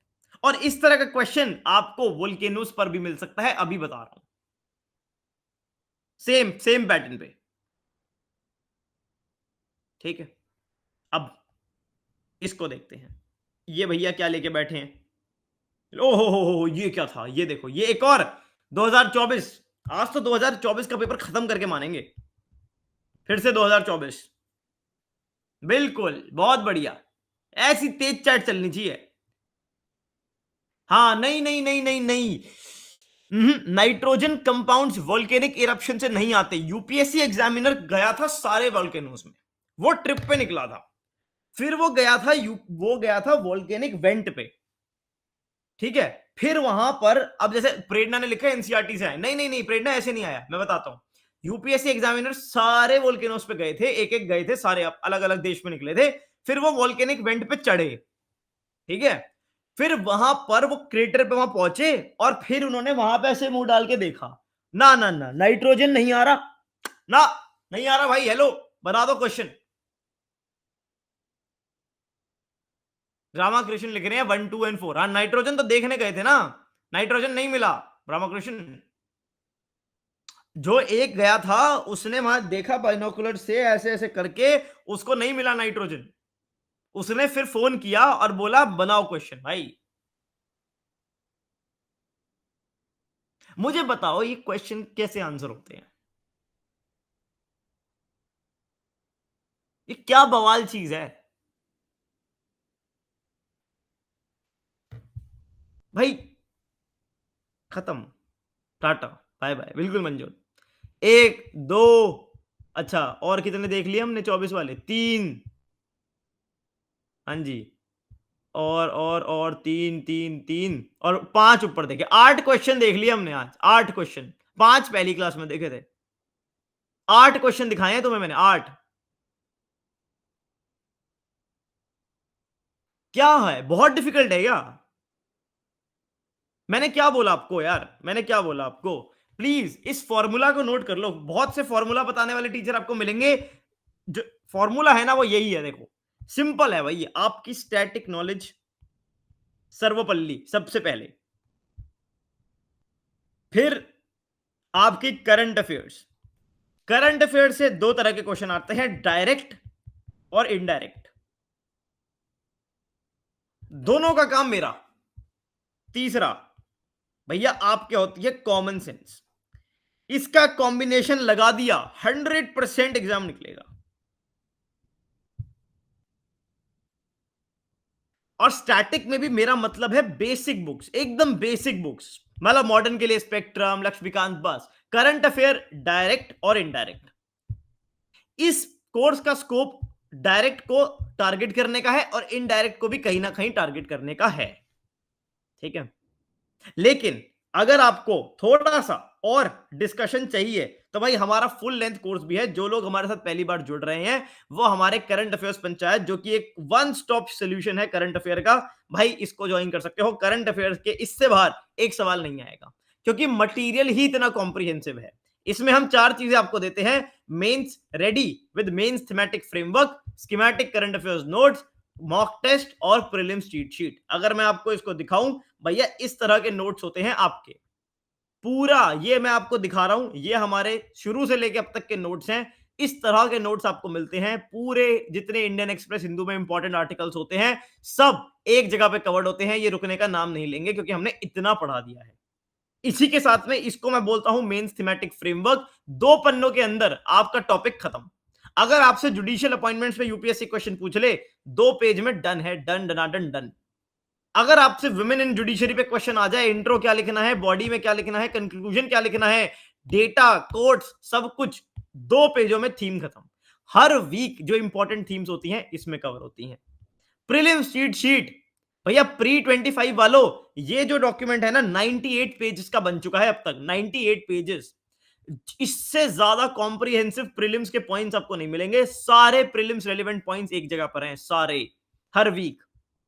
ये देखो, उसके साथ में यही हम नहीं रुकते, मैपिंग और कराते हैं, मैपिंग स्पेशल लेक्चर्स, जैसे एग्रीकल्चर पे हमने लिया, ये आपका एग्रीकल्चर, क्रिटिकल मिनरल्स, मिनरल्स हमने अलग से पढ़ाया था, एनर्जी ट्रांजिशन मैंने पढ़ाया था, सारे एनर्जी सब कुछ। ये देखो ना, जो आपका नक्सलिज्म का इशू था पूरा कवर्ड है, एवरीथिंग इज अवेलेबल, पूरा का पूरा आपका इकोनॉमिक सर्वे, इकोनॉमिक सर्वे तो ऐसा क्रेजी पढ़ाया था कि माहौल ही बन गया था।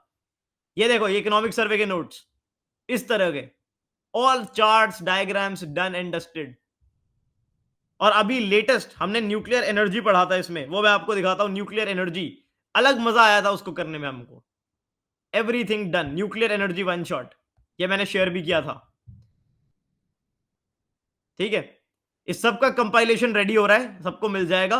सो ये है हमारा comprehensive current affairs panchayat course, course का प्राइस 5000 है, इसको आप एनरोल कर सकते हो। अगर आपको सिर्फ और सिर्फ नोट्स चाहिए तो ये बहुत अच्छा ऑप्शन है। अगर आप सेल्फ स्टडी करने में बिलीव करते हो, 999 में आपको नोट्स मिल जाएंगे जहां पर आपको ये सब मिलेगा, तो आप जाकर इसको भी अवेल कर सकते हो। उसी के साथ में हमारी 2025 के लिए टेस्ट सीरीज भी चल रही है, जहां 5 आपको फुल लेंथ मॉक टेस्ट मिलेंगे, जिसमें right balance of current affairs, static और पीवाईक्यू होगा। 2 टेस्ट इसके ऑलरेडी हो चुके हैं। आपको 5 फुल लेंथ टेस्ट मिलेंगे, डिटेल्ड एक्सप्लेनेशन मिलेंगे, आपको पूरा डिस्कशन मिलेगा, परफॉर्मेंस एनालिसिस मिलेगा, और एक special current affair master class मिलेगी जहां पर हम 100 मोस्ट इंपॉर्टेंट करंट अफेयर्स और 100 मोस्ट इंपॉर्टेंट स्टैटिक कॉन्सेप्ट्स को डिस्कस करेंगे इन में। आपको डाउनलोडेबल पीडीएफ भी मिलेगी ऑफ द क्वेश्चन पेपर, आप उसको अपने पेज पे अटेम्प्ट कर सकते हो। ये 3 प्रोडक्ट्स हैं जिनमें से आपका जो मन करे आप उसमें जुड़ सकते हो। ठीक है जी, बिल्कुल। यहां पर आपको डिस्काउंट कूपन भी मिल रहा है फर्स्ट 25 का, 25% आपको ऑफ मिलेगा। करंट अफेयर्स पंचायत कोर्स का प्राइस है 5,000 rupees, valid till 2026, and this is the notes course, again valid till 2026। ठीक है जी, चलिए ये हमारे इनके ये था। आगे हम चलते हैं, इसको आप देख सकते हो, आपको बहुत बहुत ज्यादा फायदा मिल सकता है। ठीक है, चलिए। एनीवेज, ये जो आपका करंट अफेयर वाला प्रॉब्लम है ना, ये 100% सॉल्व हो जाएगी, गारंटी है। चलिए आगे, ग्लेशियल लेक फ्लड, ये भी आजकल बड़ा ट्रेंड में चल रहा है भाई, ग्लेशियल लेक। ठीक है, उस्मा सी, एक सेकेंड उस्मा, to be very honest, it is not the right time for cap, but you can definitely consider cap notes. ठीक है, ताकि आपको नोट्स मिल जाए, आप उसे अपने पेज पे पढ़ सको, बिकॉज अभी आपको पुराने लेक्चर्स को कवर करने में बहुत टाइम लग जाएगा। सो आपको मैं बिल्कुल भी मिस सेलिंग कुछ नहीं करूंगा। If you are preparing for 2025, buying the full length cap course is relevant only if you give 2026 attempt, because अब बहुत कम टाइम बचा है। बट नोट्स आप डेफिनेटली ले सकते हो, क्योंकि जो प्रीलिम्स चीट शीट और साथ में थीमेटिक फ्रेमवर्क्स हैं, आपको बहुत ज्यादा हेल्प करेंगे, बहुत ज्यादा। ठीक है, एनीवेज चलिए। हाँ, एक भैया ऑलमोस्ट 100% श्योर क्वेश्चन का मैं प्रिडिक्शन कर रहा हूं। ठीक है, ग्लेशियल लेक फ्लड जो आपको मालूम है होती है जब ग्लेशियल लेक्स थोड़ा बह जाते हैं तो फ्लड आती है। ठीक है, ग्लेशियर लैंडफॉर्म्स आपकी fundamentals of physical geography NCERT है, इसमें मेंशन्ड है कि नहीं? यस या नो, है कि नहीं भाई? बिल्कुल है। इन लैंडफॉर्म्स को प्लीज पढ़ के जाना, कुछ और पढ़ के जाओ ना जाओ। ग्लेशियल लैंडफॉर्म्स पर मुझे क्वेश्चन आता दिखाई दे रहा है। सारे जो ग्लेशियल लैंडफॉर्म्स हैं आपको पढ़ने हैं। उसी के साथ में इन 3 ग्लेशियल फ्लड लेक्स का नाम याद रखना, वसुधारा ताल, मबन एंड प्युंगरू। प्युंगरू, I don't know how to pronounce it, but yeah these 3, इनके नाम आप याद रख सकते हो। ठीक है, बस 11th standard glacier lakes, glacier के जो लैंडफॉर्म्स हैं, 100% अ प्रोबेबल क्वेश्चन, 100%। ठीक है, अच्छा, उसी के साथ में भैया एक छोटी सी न्यूज और है। What is Kallakkadal? Kallakkadal, what is Kallakkadal? अब इसमें क्या होता है ना, it is a phenomenon of swell waves. ये आपके अगेन ज्योग्राफी का कॉन्सेप्ट है, प्रीलिम्स के लिए करंट अफेयर्स पर्सपेक्टिव से जितना इंपॉर्टेंट हो सकता है मैं आपको बता रहा हूं। एक होती है विंड वेव्स, एक होती है स्वेल वेव्स। ओशन में वेव्स आती हैं, वो रीजन क्या है उनका? अगर आपको विंड वेव्स दिखनी है, विंड वेव्स जो मिलती हैं वो मिलती हैं लोकल विंड से। किससे? Local wind. और जो आपकी स्वेल वेव्स होती हैं वो जनरेट होती हैं larger energy beneath the ocean, या फिर जो सुनामी या बिग वेव्स होती हैं उनसे। ठीक है, ये देखो, तो आपको इन दोनों का डिफरेंस मालूम होना चाहिए।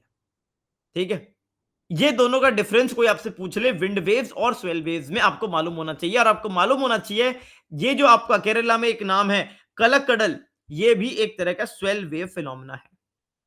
इसको भूलोगे तो नहीं, छोटी सी बात है, छोटी सी। और इसके साथ में आप लोग ग्लोबल विंड पैटर्न्स तो पढ़ते ही हो ज्योग्राफी में, तो एक बार इसको भी रिवाइज कर लेना।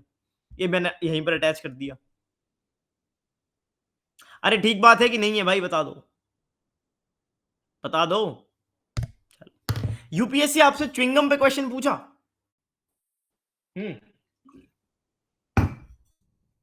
च्युइंगम पे, ठीक है, लो आंसर करो। बेसिक दुनियादारी की चीजें ये तो मालूम होगा, ये तो मालूम होगा।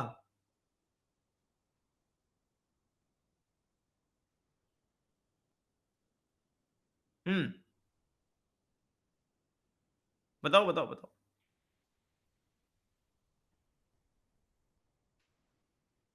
बताओ चैट में। अभी तक चैट चली नहीं, क्या हो गया, बड़ा देर हो गई।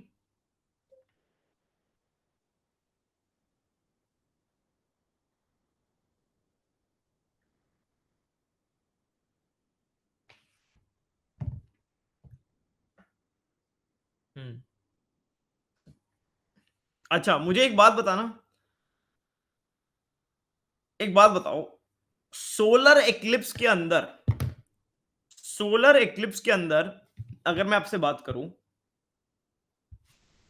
सोलर एक्लिप्स, लूनर एक्लिप्स, सन, मून, अर्थ, अर्थ, सन, मून, 1 या 2 में से करेक्ट कौन सा है?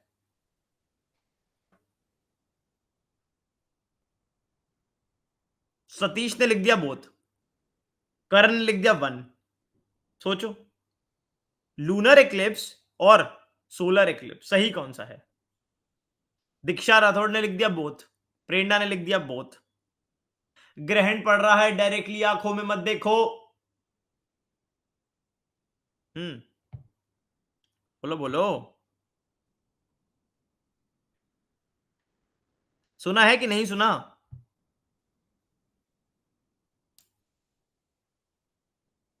संस्कार लिख रहे हैं सेकंड करेक्ट है, अरिजीत लिख रहे हैं बोथ करेक्ट है। आप चैट पढ़ रहे हो? सब लोग चैट पढ़ रहे हो? आपको दिख रहा है ये बेसिक लाइफ की चीज में कितना कंफ्यूजन है? बेसिक चीज है ये मतलब ये चीज, ग्रहण पड़ रहा है, सूरज को नहीं देखना, चंद्र ग्रहण है, सूर्य ग्रहण है, न्यूज वाले पागल हो जाते हैं। बताओ, रामाकृष्ण लिख रहे हैं नो कंफ्यूजन बोथ। चुप रहे भाई, हो गया हमारा।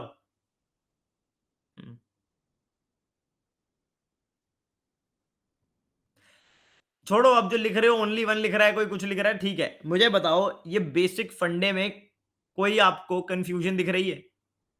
मतलब आपको दिख रहा है एक बेसिक चीज में कितना कंफ्यूजन हो सकता है लाइफ में? और अब सोचो एग्जाम, एग्जाम का माहौल बना हुआ है और वहां पर हम ये सॉल्व कर रहे हैं।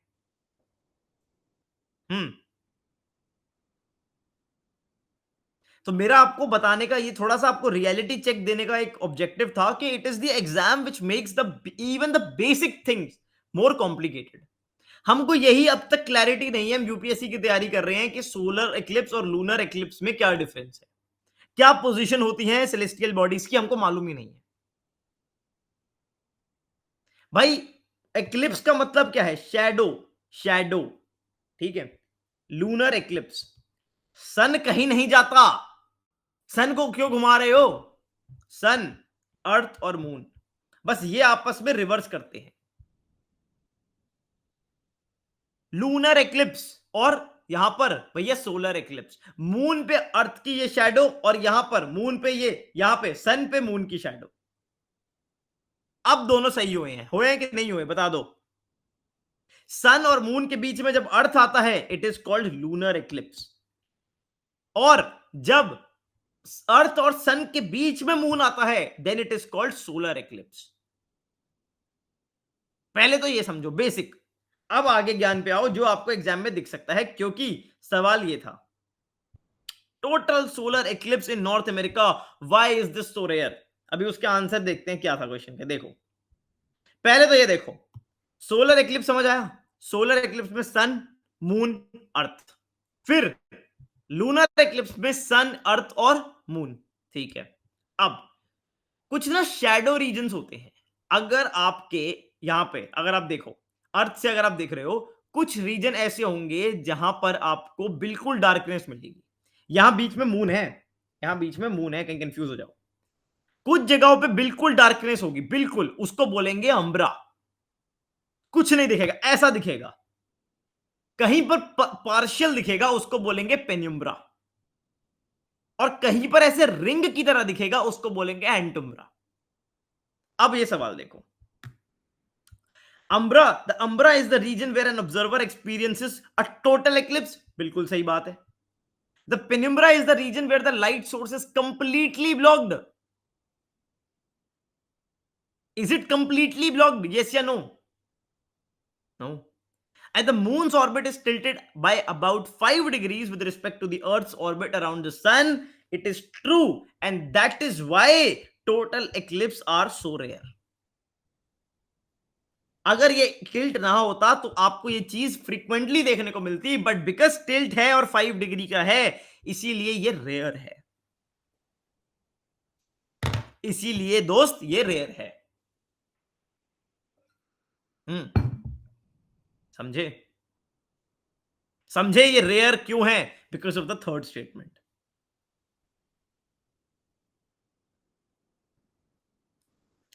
So this is again another interesting thing which you can and you might see in your prelims.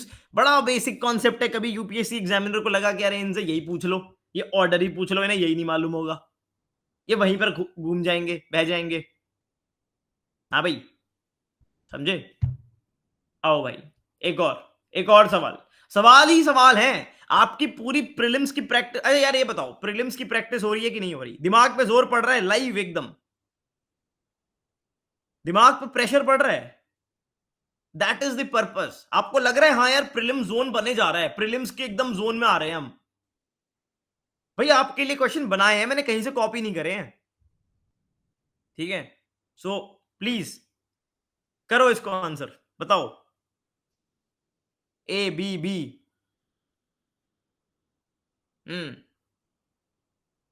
A B B, B में मत आ रहा है, बी में ज्यादा लोग जवाब दे रहे हैं। ए, केशव कह रहे हैं ए, उजमा कह रही है ए या सी, बी का तो मतलब ही नहीं है। प्रीतम कह रहे हैं ए, निशा कह रही है सी, प्रिया कह रही है बी, संस्कार कह रहे हैं बी, गोपाला कह रहे हैं डी। देख रहे हो, यही होता है भाई, यही होता है। Another thing which needs to be noted, can be seen in the exam. दोस्त प्लीज इस बात को नोट कर लेना एक ही बार में, ठीक है? अरे यहां पे कैसे, okay, I might have not attached the picture, it's fine, right? So okay, यहाँ पे मैंने नोट्स ऐड नहीं करे क्या? मैं शायद भूल गया इधर नोट्स को ऐड करना। There has to be something which was added but I forgot, but ठीक है, आप इसको नोट कर लेना। यहाँ पर एक काम करना, कॉम्पोजिशन ऑफ यूनिवर्स को नोट कर लेना। सबसे ज्यादा is dark energy, number 1 dark energy. मैं लिख ही देता हूं, फिर इसको नोट्स में डाल दूंगा। Dark energy followed by dark matter, followed by, हाँ जी, followed by the observational universe, जो आप ऑब्जर्व करते हो, ठीक है? ऑर्डिनरी मैटर जिसको आप बोलते हो, ऑर्डिनरी मैटर लिख देता हूं, कंफ्यूज हो गए। डार्क मैटर का नाम ही इसलिए है क्योंकि वो दिखता नहीं है, वो ऑब्जर्व कैसे होगा, इसलिए तो डार्क है। सो यहां पर मैंने सिर्फ ऑर्डर को चेंज किया था। इस तरह के ट्रिक्स आपको यूपीएससी एग्जामिनर ट्रैप करता है, इस तरह की ट्रिक्स से। Dark energy is greater then dark matter, is greater then ordinary matter. इस यूनिवर्स पे क्वेश्चन आते हैं, ये चीज आपको मालूम होनी चाहिए। This is wrong, this is wrong, this is correct. Universe is expanding, ये तो बात आपको मालूम है, and this expansion is getting faster over time. So the answer is B only, which is 3 only, which is B, ठीक है? चलो, छोटी सी चीज थी, ये भी मालूम हो गई। ये बहुत इंटरेस्टिंग क्वेश्चन है भैया, बहुत ज्यादा। चलो, बड़ा मतलब दिमाग लगाना इस पे, एलिमिनेशन करना, थोड़ा सोचना, बताना इसका आंसर। मैं पोल में इसका आपको पोल दे रहा हूं, थोड़ा दिमाग लगा के तसल्ली से सॉल्व करना। नॉट अ फिश लिखा है, not a fish, which one of them are not a fish?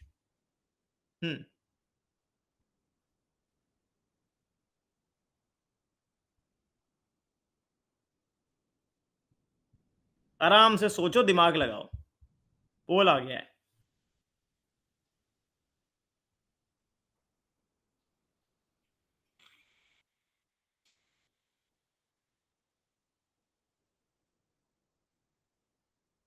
Not a fish, not a fish.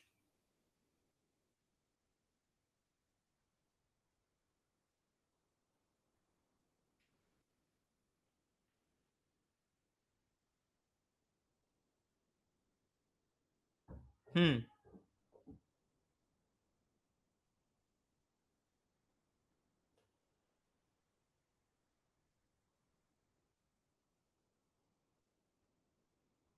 हम्म ये आ गया मत।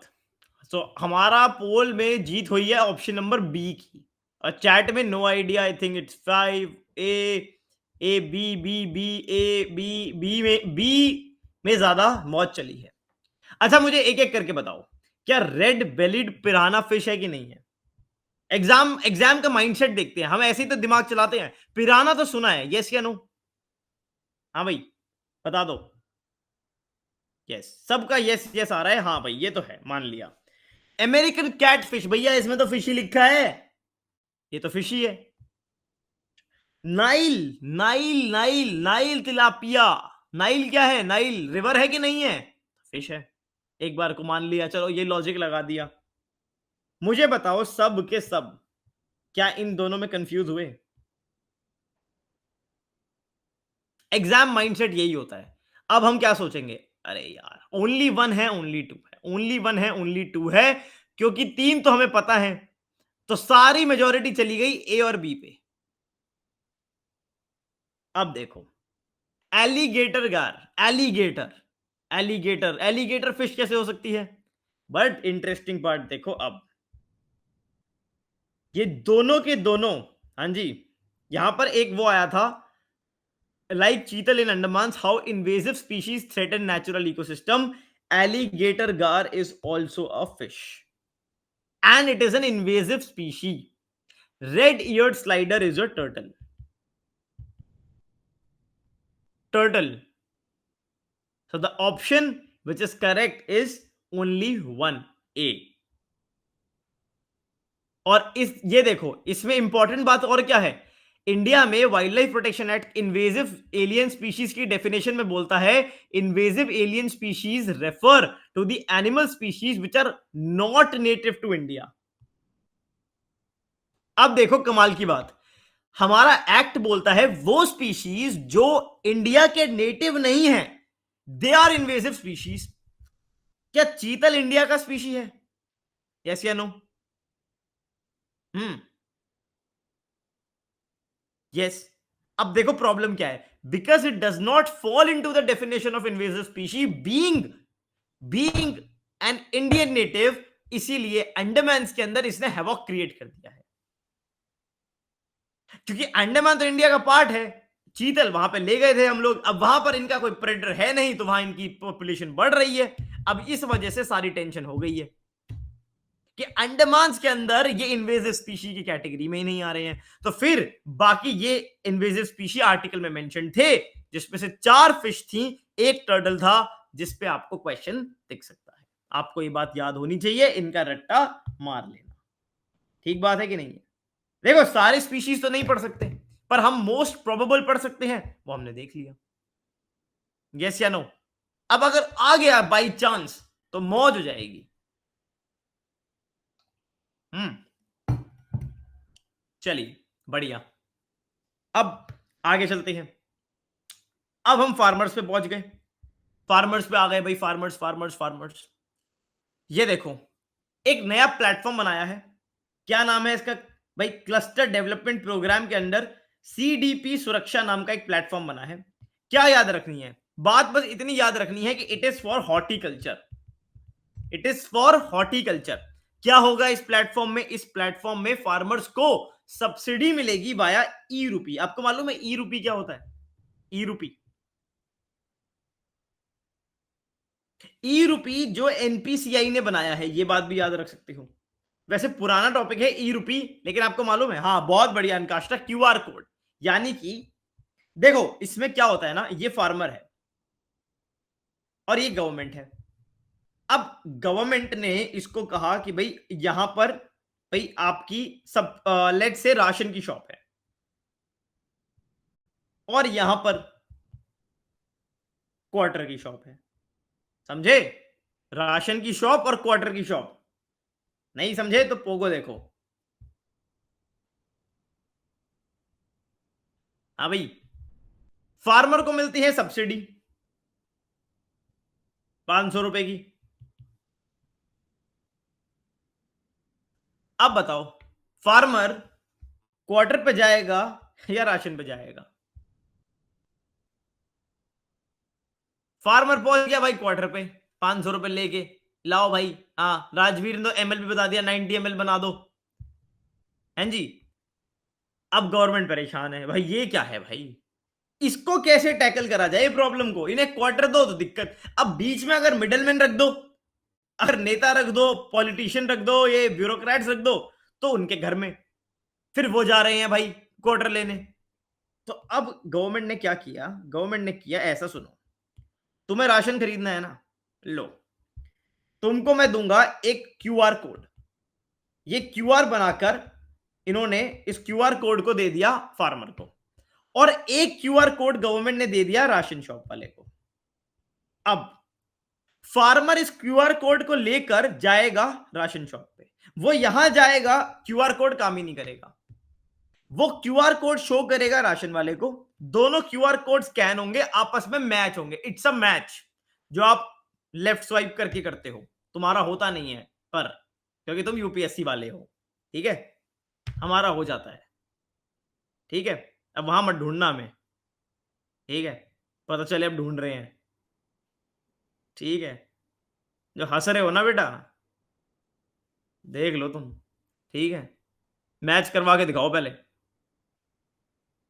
इतना आसान नहीं है मैच कराना, सबके बस की बात नहीं होती, यूपीएससी वालों की तो बिल्कुल नहीं होती। वो बोलेगा कोई भाई, उधर से मैसेज आएगा हाय, तुम लिखोगे आर्टिकल 244 पता है, स्टेट के अंदर स्टेट, वो कहेगी जा भाई, ठीक है, इसलिए ये लो भाई। करण कह रहे हैं बहुत बुरा कटा है लगता है भैया आपका, भाई हमारा कोई काट दे ऐसा कोई पैदा नहीं हुआ है, वो तो तुम्हारा दिल रखने के लिए हम बोल देते हैं, ठीक है। एनीवेज चलो, कोई मिले ना मैच तो उसको बता देना, current affair concert free prelims revision, ठीक है, कैप प्रोग्राम के बारे में बताना है उसको, कैक के बारे में बताना है, पंचामृत टेस्ट सीरीज के बारे में बताना है, और कैप नोट्स के बारे में बताना है, ठीक है। याद रखना, अगर मैच मिले तो पहले ये बताना है, और जियो के बारे में बताना है बिल्कुल, ठीक है। चलो, अब भैया क्यूआर मैच हो गया, तो भाई बस अब क्या होगा, जैसे क्यूआर मैच होगा, फार्मर को मिल जाएगा प्रोडक्ट, और गवर्नमेंट यहां पर पैसे रिलीज कर देगी दुकान वाले को कि भाई तू प्रोडक्ट दे दे, पैसे हम भेज रहे हैं, खत्म, ठीक है। अच्छा चलो, ठीक है भाई, ओके, बहुत बढ़िया, डन हो गया, चलो ठीक है, आगे बढ़ते हैं, आगे बढ़ते हैं भाई, आगे बढ़ते हैं, आपके लिए फिर से सवाल है, सवाल का जवाब आपसे मुझे चाहिए, लो भाई सवाल का जवाब,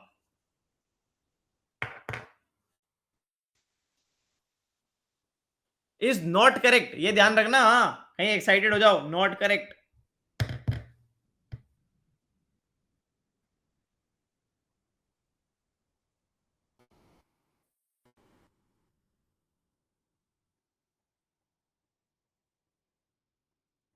पोल ऐसी बता दो यार, चैट में बता दो, 1 2 3 4 ABCD कुछ भी बता दो, कुछ लोग 1 लिख रहे हैं, कुछ लोग 2 लिख रहे हैं, कुछ लोग B लिख रहे हैं, कुछ लोग A लिख रहे हैं, बाकी 3 4 पे कोई जा ही नहीं रहा, कह रहा 2 लाइन क्या पढ़ेंगे नहीं, एक या दो में से आंसर दो, खत्म करो, आगे तो बता ही देगा ये।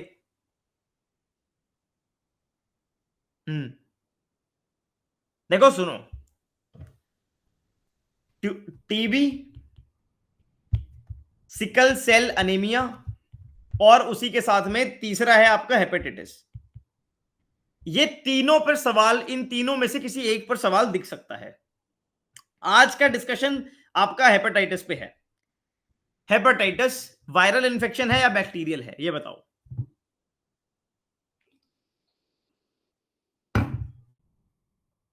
राहुल ने लिख दिया बैक्टीरियल, राहुल गलत, बिल्कुल वायरल इन्फेक्शन है, बेसिक बेसिक गलतियां कर रहे हो आप, बेसिक गलतियां, वायरल इन्फेक्शन है पहली बात तो, ठीक है।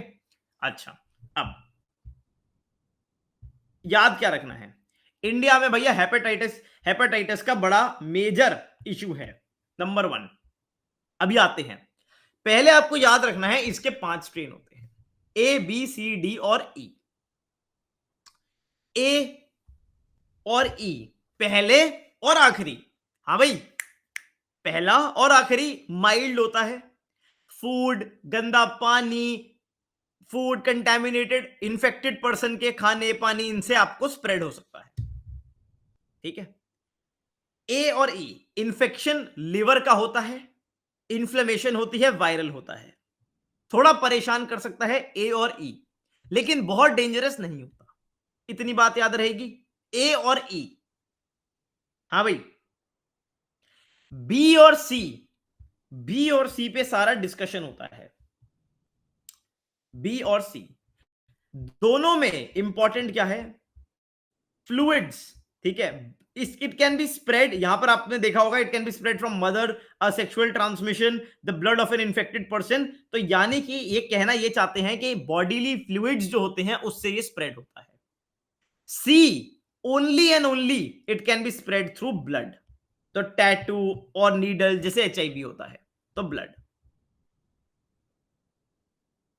यहां पर बॉडीली फ्लूइड्स, यहां पर ओनली ब्लड, यहां पर contaminated food, water, contaminated food and water. D सबसे डेंजरस होता है, लेकिन प्लीज याद रखना इस स्टेटमेंट को, hepatitis D can only be contracted if you have hepatitis B. अगर बी है तो उसके बाद ही डी हो सकता है, उसके अलग से डी नहीं हो सकता। आपको बी हो रखा है तो डी हो सकता है। ए और डी इतनी बड़ी, ए और ई इतनी बड़ी प्रॉब्लम नहीं है। अगर बी को रोक लिया तो डी रुक जाएगा, यस या नो? क्योंकि डी तो तभी होगा ना जब बी होगा। अब बी ही रोक दिया तो डी हो नहीं सकता। अच्छा, अब बी के लिए होती है दोस्त वैक्सीन, और सी के लिए होती है मेडिसिन प्लस वैक्सीन। क्या समझे? बी के लिए होती है ओनली वैक्सीन एंड सी के लिए मेडिसिन प्लस वैक्सीन। अब एक कंफ्यूजिंग पॉइंट और है, दैट जो हमारा यूनिवर्सल इम्यूनाइजेशन प्रोग्राम है ना, उसमें it is only hepatitis B. C वाली वैक्सीन है पर वो यूनिवर्सल इम्यूनाइजेशन प्रोग्राम में कवर्ड नहीं है। एक और बात, yellow oh sorry orange represent करता है हेपेटाइटिस बी और ब्लू करता है हेपेटाइटिस सी। तो बी और सी में से बड़ा कौन है, ज्यादा कौन है? बी इज ग्रेटर देन ओहो सी। भाई बहुत कंफ्यूजिंग है, बहुत बहुत कंफ्यूजिंग है। आप कभी क्वेश्चन बनेगा इतना कॉम्प्लिकेट बनेगा, आप कभी भी एग्जाम में गोल घूम जाओगे इनको आंसर करने में। पर हेपेटाइटिस पर क्वेश्चन बन सकता है। सिकल सेल एनीमिया, ट्यूबरकुलोसिस और हेपेटाइटिस। इंडिया में बहुत ज्यादा बर्डन है, ये देखो, चाइना के बाद सेकंड नंबर पे हम। ए और डी, ए और ई इतना कंसर्निंग नहीं है। B is greater than C, B की वैक्सीन है, वैक्सीन यूनिवर्सल इम्यूनाइजेशन प्रोग्राम में भी है।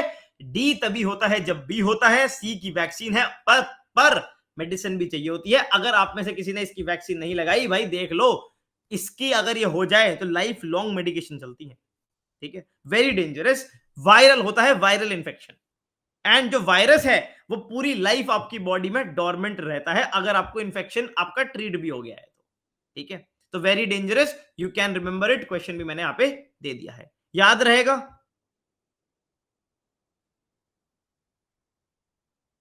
चलो रट लेना, रट लेना, रट। हाँ भाई जिम वालों, लॉन्डो, चलो जवाब दो, जवाब दो, जवाब दो। अगर दिख गया एग्जाम में, भाई साहब, भाई साहब अगर एग्जाम में दिख गया ना, मेरे को फोन करना आके।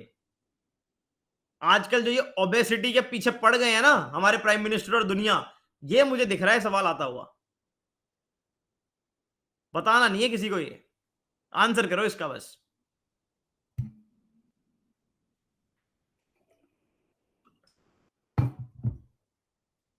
कहां रुक गई चैट? अच्छा पढ़ ही रहे हैं अभी तो।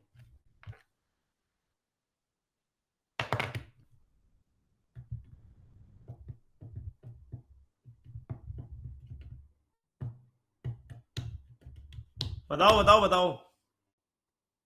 संस्कार ने लिख दिया sir B, only 3 are correct. अनकाष्टा ने लिख दिया सी, द्रोण ने लिख दिया बी, गोपाला ने लिख दिया ए, केशव ने लिख दिया सी, रामाकृष्ण लिख दिया ए भाई, बिल्कुल एबीसी हो गया चैट में भाई, एबीसी हो गया, हो गया, हो गया, मजा आ गया मेरे को। जब चैट में एबीसी होता है तो मुझे प्राउड फील होता है कि भैया देखो इतने खतरनाक क्वेश्चन बनाए हैं, लेकिन फिर दुख भी होता है कि तुम्हारा कैसे निकलेगा एग्जाम। अरे भैया 1 gram of carbohydrates is 4 calories, ये मालूम नहीं क्या? जिम जाते हो नहीं कैलकुलेट करते क्या? ये तो सही है। कार्ब्स और प्रोटीन सेम कैलोरी देते हैं, तो अगर 1 ग्राम में 4 है तो 1 ग्राम प्रोटीन में भी 4 है, दोनों स्टेटमेंट सही हैं भैया। फैट की एक ग्राम फैट में 9 कैलोरी होती हैं, तभी कहते हैं थोड़ा ध्यान से। वो जो लिट्टी चोखा में कहते हैं भैया घी में बना दो बढ़िया, अरे संस्कार भैया कार्ब भी 4 देते हैं, फैट 9 देता है, ठीक है? थोड़ा पढ़ लो। हाँ जी, एक बार गूगल करके आओ, जाओ संस्कार, और फिर बताना मुझे चैट में कौन क्या देता है। फैट की भाई 1 ग्राम फैट में 9 कैलोरी, ओ बाप रे। अब लिट्टी चोखे वाले भैया को क्या बोलेंगे? फाइबर में कोई कैलोरी ही नहीं होती, फाइबर में कैलोरी नहीं होती, बिल्कुल नेग्लिजिबल। इसीलिए ये 6 वाला जो है दिस स्टेटमेंट इज रॉन्ग। और ये बात मुझे आपको पढ़ानी थी तो मैंने क्वेश्चन के थ्रू आपको रटवा दी, क्योंकि शुगरी प्रोसेस्ड फूड्स बड़ा न्यूज में चल रहे हैं और एफएसएसएआई की गाइडलाइन ये है कि अगर 5 ग्राम पर 100 ग्राम शुगर है तो ही आप उसे लो ऑन शुगर क्लेम कर सकते हो कोई भी प्रोडक्ट को। सॉरी सर 4 ही होती है, ठीक है भाई संस्कार, कोई बात नहीं भाई, पागल थोड़ा ना हूं भाई, मैं ये बनाकर यहां पे बैठा हूं 100 बच्चों के सामने कुछ भी बोलने के लिए थोड़ा बैठा हूं, ठीक है? ये देखो, हाँ गलती हो जाती है कई बार, बट इसमें तो मैं श्योर हूं क्योंकि मैं बहुत बहुत रिलीजियसली फॉलो करता हूं इन सारी चीजों को, मैं बड़ा ध्यान से अपनी डाइट वाइट खाता हूं, ठीक है? तो इसीलिए तभी भाई उम्र हो रही है, लेकिन भाई देख लो बाल सफेद नहीं है अब तक एक भी, ना दाढ़ी का ना इसका, लगते हैं हम कहीं से, कोई कह के तो दिखा दे। एज भाई करण वो नहीं बताऊंगा, पर इतनी है कि जहां पर पड़ोसियों के जितने एज वाले हैं सबके बाल और ये सब सफेद हैं, सबके यहां पर दाने हैं, किसी की स्किन क्लियर नहीं है, कुछ नहीं है, ठीक है? अरे रामाकृष्ण कह रहा है कलर डाला है, इधर आना, मैं फिर मैं बताता हूं कलर डाला है, ठीक है? यार ऐसी बातें करते हो ना लोग, दिमाग खराब हो जाता है मेरा। हाँ बेटा विंक कर रहे हो तुम रामाकृष्ण। सर आप शुगर नहीं खाते हो क्या? Sugar maximum 10 grams a day, that is it. उतनी खानी भी चाहिए, 10-15 ग्राम खानी चाहिए, उतना अच्छी रहती है। I am a complete pure vegetarian, but या आई समटाइम्स कंज्यूम एग्स, सो या वो थोड़ा है हमारा हिसाब, इधर के भी नहीं है उधर के भी नहीं है, तो हाँ डाइट तो यार बड़ा ध्यान से खाते हैं हम। I try to measure everything. दिखाऊं क्या मैं? Wait I will show you, कल का दिखाते हैं, आज का मैंने लॉग भी ढंग से नहीं किया, कल का हमारा क्या डाइट था।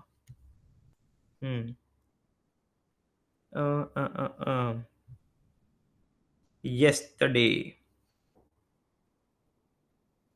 insights, ओके, सो ये था हमारा yesterday का इंसाइट।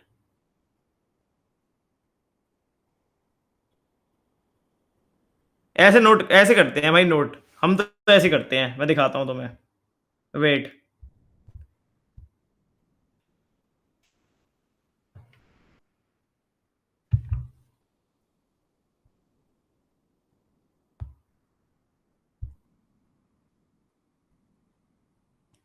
ये देखो भाई मैक्रोस दिख रहे हैं, ये मेरे कल के मैक्रोस थे, अभी भी मैं अपने जो मेरे कैलोरी रिक्वायरमेंट है उससे कम थे, बट या फिर भी look at this, that's how you calculate. सबसे इंपॉर्टेंट इसमें कुछ होता है ना भैया, ये होता है ये फाइबर, इसका अपना पूरा रखा करो, ये बहुत जरूरी है आपकी शरीर के लिए, ठीक है? और प्रोटीन जो आपका होता है ये आपका, ये सही है, आपका 1.5x of your body weight होना चाहिए। भाई कोई फिटनेस इन्फ्लुएंसर नहीं हो, बट ठीक है, ये एक ऐप है उसके थ्रू मैं काउंट करता हूँ, हेल्दीफाई मी करके, तो उसमें आप भाई, ये बड़ा मुश्किल काम है, मैं मतलब अगर मैं कुछ बना भी रहा हूं ना तो मैं बिल्कुल मेजर करता हूँ कि भाई मैं कितना उसमें बटर डाल रहा हूँ, वेइंग स्केल ले लो एक किचन में, कितने ग्राम्स आप ओट्स डाल रहे हो, कितने ग्राम्स आप प्रोटीन खा रहे हो, ठीक है? तो ये सब है, रामाकृष्ण कहते हैं डाइट क्या लेते हैं सर, वो बताएंगे भाई आराम से, ठीक है। तो ये है, बट हाँ I do believe in like really good fitness and I have some good people around me जो मुझे मोटिवेट करते रहते हैं कि भाई फिट रहना चाहिए, फिट रहना चाहिए। सो या ठीक है। डाइट इन सी सेट हो गया, बहुत बढ़िया। या बढ़िया, you should definitely you know, आज के टाइम में ओबेसिटी पे इतनी प्रॉब्लम हो रही है, ठीक है। चैट जीपीटी में से डाइट अच्छी आती है, केशव कह रहा है चैट जीपीटी से डाइट पूछते हैं, भाई चैट जीपीटी को छोड़ दो भाई किसी काम के लिए, ठीक है। एनीवेज चलो चलो कोई नहीं। सो हाँ भाई, मेरा कहने का मतलब था प्रोटीन 4 ग्राम्स होता है पर ग्राम, फैट 9 ग्राम होता है, 9 कैलोरीज होती हैं पर ग्राम, कार्ब्स 4 कैलोरीज होती हैं पर ग्राम, फाइबर में कैलोरीज नहीं होती हैं, ठीक है। तो ये है, चलिए ये हमें याद हो गया। अब और हमें ये भी याद हो गया 5 ग्राम पर 100 gram is low on sugar, ठीक है। चलो बहुत बढ़िया। उसके अलावा और हाँ, यहां हेपेटाइटिस की बात हो रही थी ना, ब्लैक कॉफी पिया करो, लिवर के लिए बेस्ट होती है, ठीक है। सारे के सारे, तो मैं पढ़ने में भी काम आएगी और वैसे भी दिमाग चलेगा। तो you can have black coffee 4 cups a day. क्या बात है, मैं भाई यहाँ फिटनेस इन्फ्लुएंसर बन के बैठा हुआ हूं, ठीक है। Black coffee 4 cups a day is good for your liver, ठीक है, विदाउट शुगर, पानी और ब्लैक कॉफी, प्योर कॉफी, ठीक है।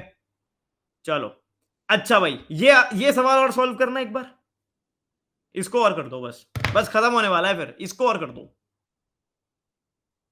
No honey, no honey is also sugar Pritam. अभी करते हैं डिस्कशन, क्लास के बाद जरा डाइट वाइट पर डिस्कशन करते हैं, अभी एक बार क्लास कर लो, ठीक है। इसका जवाब दो मुझे। अरे यार इसमें थोड़ा थोड़ा गलती हो गई मेरे से, 1 मिनट। ये बोथ आर करेक्ट है, नहीं सॉरी, ओहो, wait wait wait wait wait wait wait wait wait wait, इसको रुको, ये काटो, both, only two, only two, only one, both and none. अब बताना, only two, only one, both या नन। ध्यान से पढ़ना ऑप्शन, थोड़े मैंने ऊपर नीचे कर दिए हैं।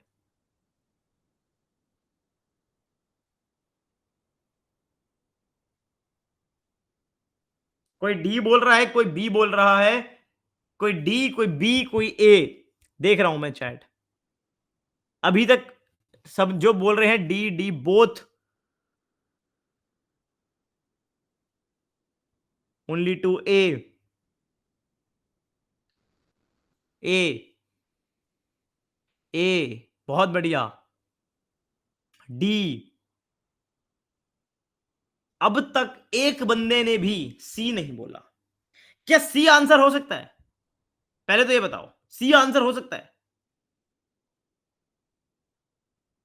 अब ये है जुगाड़, देखो सुनो, बिल्कुल take it with a pinch of salt. मैं बिल्कुल इन चीज को प्रमोट नहीं करता हूं, बिल्कुल भी नहीं करता, मेरी आदत नहीं है इस सबको प्रमोट करने की। लेकिन एक बात सच है कि यूपीएससी आजकल ये ड्रामा करने लग गया है। यहां पर दो बातें हैं, एक स्कीम मेंशन है ग्रीन क्रेडिट प्रोग्राम, और यहां पर इको मार्क स्कीम। दूसरा ऑर्गेनाइजेशन मेंशन्ड है, सेंट्रल पोल्यूशन कंट्रोल बोर्ड और Indian council of forestry research and education. जब भी इस तरह का आपको क्वेश्चन मिले, there is a high probability, अगर आपको इसकी नॉलेज नहीं है, अगर आपको इसकी, आप में से किसको इसकी 100% नॉलेज है, किसी को नहीं है, तभी आप आंसर नहीं दे पाए, ठीक है। अगर आपको नॉलेज नहीं है, अगर आपसे नहीं बन रहा है और आपको, आपके क्वेश्चन नहीं बने हैं, आपको और बनाने हैं, एक जुगाड़ है। इस तरह के क्वेश्चन में ये यूजुअली ऑपोजिट कर देते हैं स्टेटमेंट्स को। मतलब सीपीसीबी इको मार्क स्कीम चलाता है और Indian council of forestry research and education green credit programme चलाता है। तो इस तरह के क्वेश्चंस में, पर्टिकुलरली इस टाइप के क्वेश्चंस में, आंसर नन होता है। भाई ये है राजेंद्र नगर के छुपे हुए सीक्रेट, जो आजकल यूट्यूब पे भी बड़े आ रहे हैं। इसको मैं बोलता हूं प्रीलिम्स जुगाड़ योजना। 100% not recommended, only use this trick when you are stuck, ठीक है। अब देखो यहां एक और example, ballistic missiles are jet propelled at subsonic speeds throughout their flights while cruise missiles are rocket powered. Agni 5 is a medium range supersonic cruise missile. BrahMos is a solid fuel intercontinental ballistic missile. Again क्या किया इन्होंने, देखो घुमा दिए बस, ballistic की चीज cruise में लिख दी, क्रूज की बैलिस्टिक में लिख दी, अग्नि की अग्नि और ब्रह्मोस का ऑपोजिट कर दिया। इस तरह के क्वेश्चंस में यूजुअली आंसर नीदर होता है। समझे भाई? सुनो, ये मैं फिर बोल रहा हूं, it is not recommended, only use it if you have nothing else. अगर कोई तर्कश में बाण नहीं बचा है तो इसको चला देना, समझे? और इसके थ्रू आपको ये स्कीम्स भी याद हो जाएंगी, न्यूज में थी, इतनी इंपॉर्टेंट नहीं है, पर हाँ क्वेश्चन के थ्रू याद हो ही गई। ठीक है, आखिरी 2-3 छोटी छोटी चीजें, इस सवाल का मुझे जवाब दो, 49th का, जल्दी जल्दी जल्दी। बहुत बढ़िया तन्वी, बहुत बढ़िया अमृत, बहुत बढ़िया। इसका आंसर है ए, बायोरॉक टेक्नोलॉजी कोरल रीफ्स को डैमेज होने से बचाती है। कोरल ब्लीचिंग क्या होती है आपको मालूम होना चाहिए, कोरल्स पे क्वेश्चन आते रहते हैं। एल्गे होता है वहां पे ज़ूथैंथले, ठीक है। हाँ, इसमें आपको जो कोरल पॉलिप्स होते हैं और ये एल्गे होता है, ये उसको कलर देता है। अगर ये मर जाता है, ये छोड़ के चले जाता है, तो ये व्हाइट हो जाते हैं और जिंदगी खत्म। अच्छा, उसके अलावा एक छोटी सी बात और याद रखना, यहां पे इसके कोरल ब्लीचिंग मैंने बता दिया। इथाइलिन ऑक्साइड एक कार्सिनोजेन होता है, इंडिया के मसालों के अंदर ये दिखाई दे रहा है। तो अगर आपसे कोई पूछ ले ethylene oxide recently news is a carcinogen, तो या it is a correct statement. ठीक है, ये बात याद रखोगे, छोटी सी बात है यहां पर, ये 3 छोटी छोटी बातें नोट कर दी। एमडीएच वाला, राइट। प्लास्टिक ट्रीटी न्यूज में थी दोस्त, ऑलरेडी गजब तरह के नोट्स मैंने प्लास्टिक पे बना के अपने कोर्स में शेयर किए थे आप लोगों के साथ, मैं इसको फ्री में शेयर कर रहा हूं, इसमें अटैच कर दिया है मैंने, आप यहां से पढ़ लेना। प्लास्टिक के बारे में जितनी इंफॉर्मेशन है यहां पर आपको मिल जाएगी। माइक्रो प्लास्टिक क्या होता है, नैनो प्लास्टिक क्या होता है, किस टाइप्स की प्लास्टिक होती है, यूट्यूब पर डिटेल्ड में लेक्चर भी है, उसको भी देख सकते हो पूरा समझने के लिए। आगे चलते हैं, anti Maoist status check, again naxalism पे। अगर आपको मालूम है, एक मैंने पीडीएफ डॉक्यूमेंट बनाया था 25 रुपए में, आप उसे हमारे डिजिटल प्रोडक्ट सेक्शन से ले सकते हो अगर आपको मेंस के लिए पढ़ना है। न्यूक्लियर एनर्जी पे क्या ही बोला जाए, न्यूक्लियर एनर्जी पे दोस्त इससे बढ़िया नोट्स मैंने अब तक नहीं बनाए हैं, सारे क्वेश्चंस के साथ पूरा टॉपिक डिटेल में पढ़ाया है न्यूक्लियर एनर्जी का। इस बार न्यूक्लियर एनर्जी पर यूपीएससी में क्वेश्चन आएगा आएगा आएगा, इसी नोट से आएगा, पहले ही बता रहा हूं। यूट्यूब पर लेक्चर है, जाओ देखो सारे पीवाईक्यूज प्रीलिम्स के लिए, जितने पुराने पीवाईक्यूज हैं, पीआईबी के सारे इंपॉर्टेंट इनसाइट्स, जितनी अपडेट्स हैं, थ्योरी, सब इस एक डॉक्यूमेंट में कवर्ड है। आपको डॉक्यूमेंट टेलीग्राम पर मिल जाएगा, यूट्यूब पर आपको लेक्चर मिल जाएगा, तो ये आप वहां से पढ़ेंगे। एक न्यूक्लियर रिएक्टर यूक्रेन का बड़ा न्यूज में रहता है, इसका नाम याद रख लेना, इसको बोलते कैसे हैं नहीं मालूम, पर हाँ ज़पोरिज़िया जो भी बोलते हैं इसको देख लेना। ठीक है भाई, ओके। उसके अलावा हिस्ट्री के ये 2 आर्टिकल्स आए थे, आप अपनी मॉडर्न हिस्ट्री को पढ़ने के साथ साथ इनको भी देख सकते हो, यूपीएससी यहां से भी क्वेश्चन बना देता है। अब इस कोर्स का आखिरी पार्ट, आपको मैं अब मिलूंगा अगले वेडनेसडे रात को 9 बजे। तब तक आपको क्या करना है, अब आज आपको मेजॉरिटी चीजें याद हो गई होंगी, नंबर 1। नंबर 2, अब आपको क्या करना है दोस्त, आप लोगों को अगले 1 हफ्ते में जो आपकी प्रिपरेशन चल रही है चलाते रहो, जो चल रही है उसे चलाते रहो। पॉलिटी में बस टेरिटरी वाला जो टॉपिक है ना, आर्टिकल 1 से 4, इसको पढ़ लेना। इकोनॉमी के अंदर एक्सचेंज रेट और बीओपी, ये मैं वो स्टैटिक टॉपिक्स बता रहा हूं जिनके एग्जाम में आने के 100% चांसेस है। Polity, territory, article 1 to 4, territory seed करने के लिए कॉन्स्टिट्यूशनल अमेंडमेंट लगती है कि नहीं लगती, यस या नो? सीड करने के लिए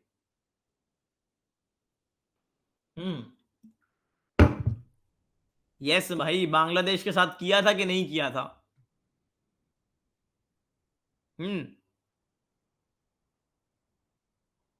अच्छा, economy, exchange rate and BOP. Environment में प्लास्टिक, जो मैंने अभी आपको यहां पे नोट्स अटैच करके दिए हैं। ज्योग्राफी के अंदर ग्लेशियल लैंडफॉर्म्स। हिस्ट्री के अंदर अटैच्ड आर्टिकल्स जो मैंने यहां पर आपको दिए हैं, इतना साथ में पढ़ लेना। 1 हफ्ते में आपका काम खत्म भाई। अच्छे अच्छे जो प्रीलिम्स क्रैश कोर्स चल रहे हैं ना, उससे बढ़िया रिजल्ट आएगा अगर आप ये सारे, ठीक है, टॉपिक्स जो मैं बता रहा हूं, जो करंट अफेयर में पढ़ा रहा हूं, एक तो उनको पढ़ोगे, उसी के साथ में जो सारे हम ये टॉपिक्स आखिरी में स्टैटिस्कोप में मेंशन करके दे रहे हैं, इनको करोगे।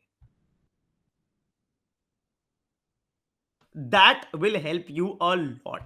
प्रीलिम्स तक वेडनेसडे को मिलेंगे, बहुत बढ़िया काम करेंगे। इस बार के प्रीलिम्स में आपको खूब बढ़िया रिजल्ट यहां से देखने को मिलेगा। ये 3 आपके एडवांस चीजें हैं, हमारे प्रोडक्ट्स हैं, आप इन्हें देख सकते हो। आपका जहां पर भी एनरोल करने का मन करे आप कर सकते हो। अगर आपको लेक्चर अच्छा लगा हो तो भाई प्लीज मेरे को अपना फीडबैक इंस्टाग्राम डीएम में या मेरे व्हाट्सएप नंबर पे आप लिख के जरूर भेजना। मेरे को बड़ा अच्छा लगता है जब मैं आपके फीडबैक्स को पढ़ता हूं। ठीक है, ठीक है, बताओ अनकाष्ठा यार, there is a limitation to that. ठीक है, we'll discuss everything in our course, तो दैट इज द थिंग। ठीक है, हाँ हाँ, नोट शेयर हो जाएंगे, बिल्कुल हो जाएंगे, अभी हो जाएंगे थोड़ी देर में। ठीक है, टेलीग्राम लिंक, भाई मंजूद आप यहां तक पहुंच गए हो, टेलीग्राम ही नहीं पता अभी? कहां से आए हो तुम? कौन से गोले से आए हो? यूपीएससी गौर से पढ़ो, गौर से पढ़ो यूपीएससी, आपको हमारे इंस्टाग्राम बायो में मिल जाएगा। किसी को कोई सवाल पूछना है, लाइव आके बात करनी है, आप कर सकते हो, कोई दिक्कत नहीं है।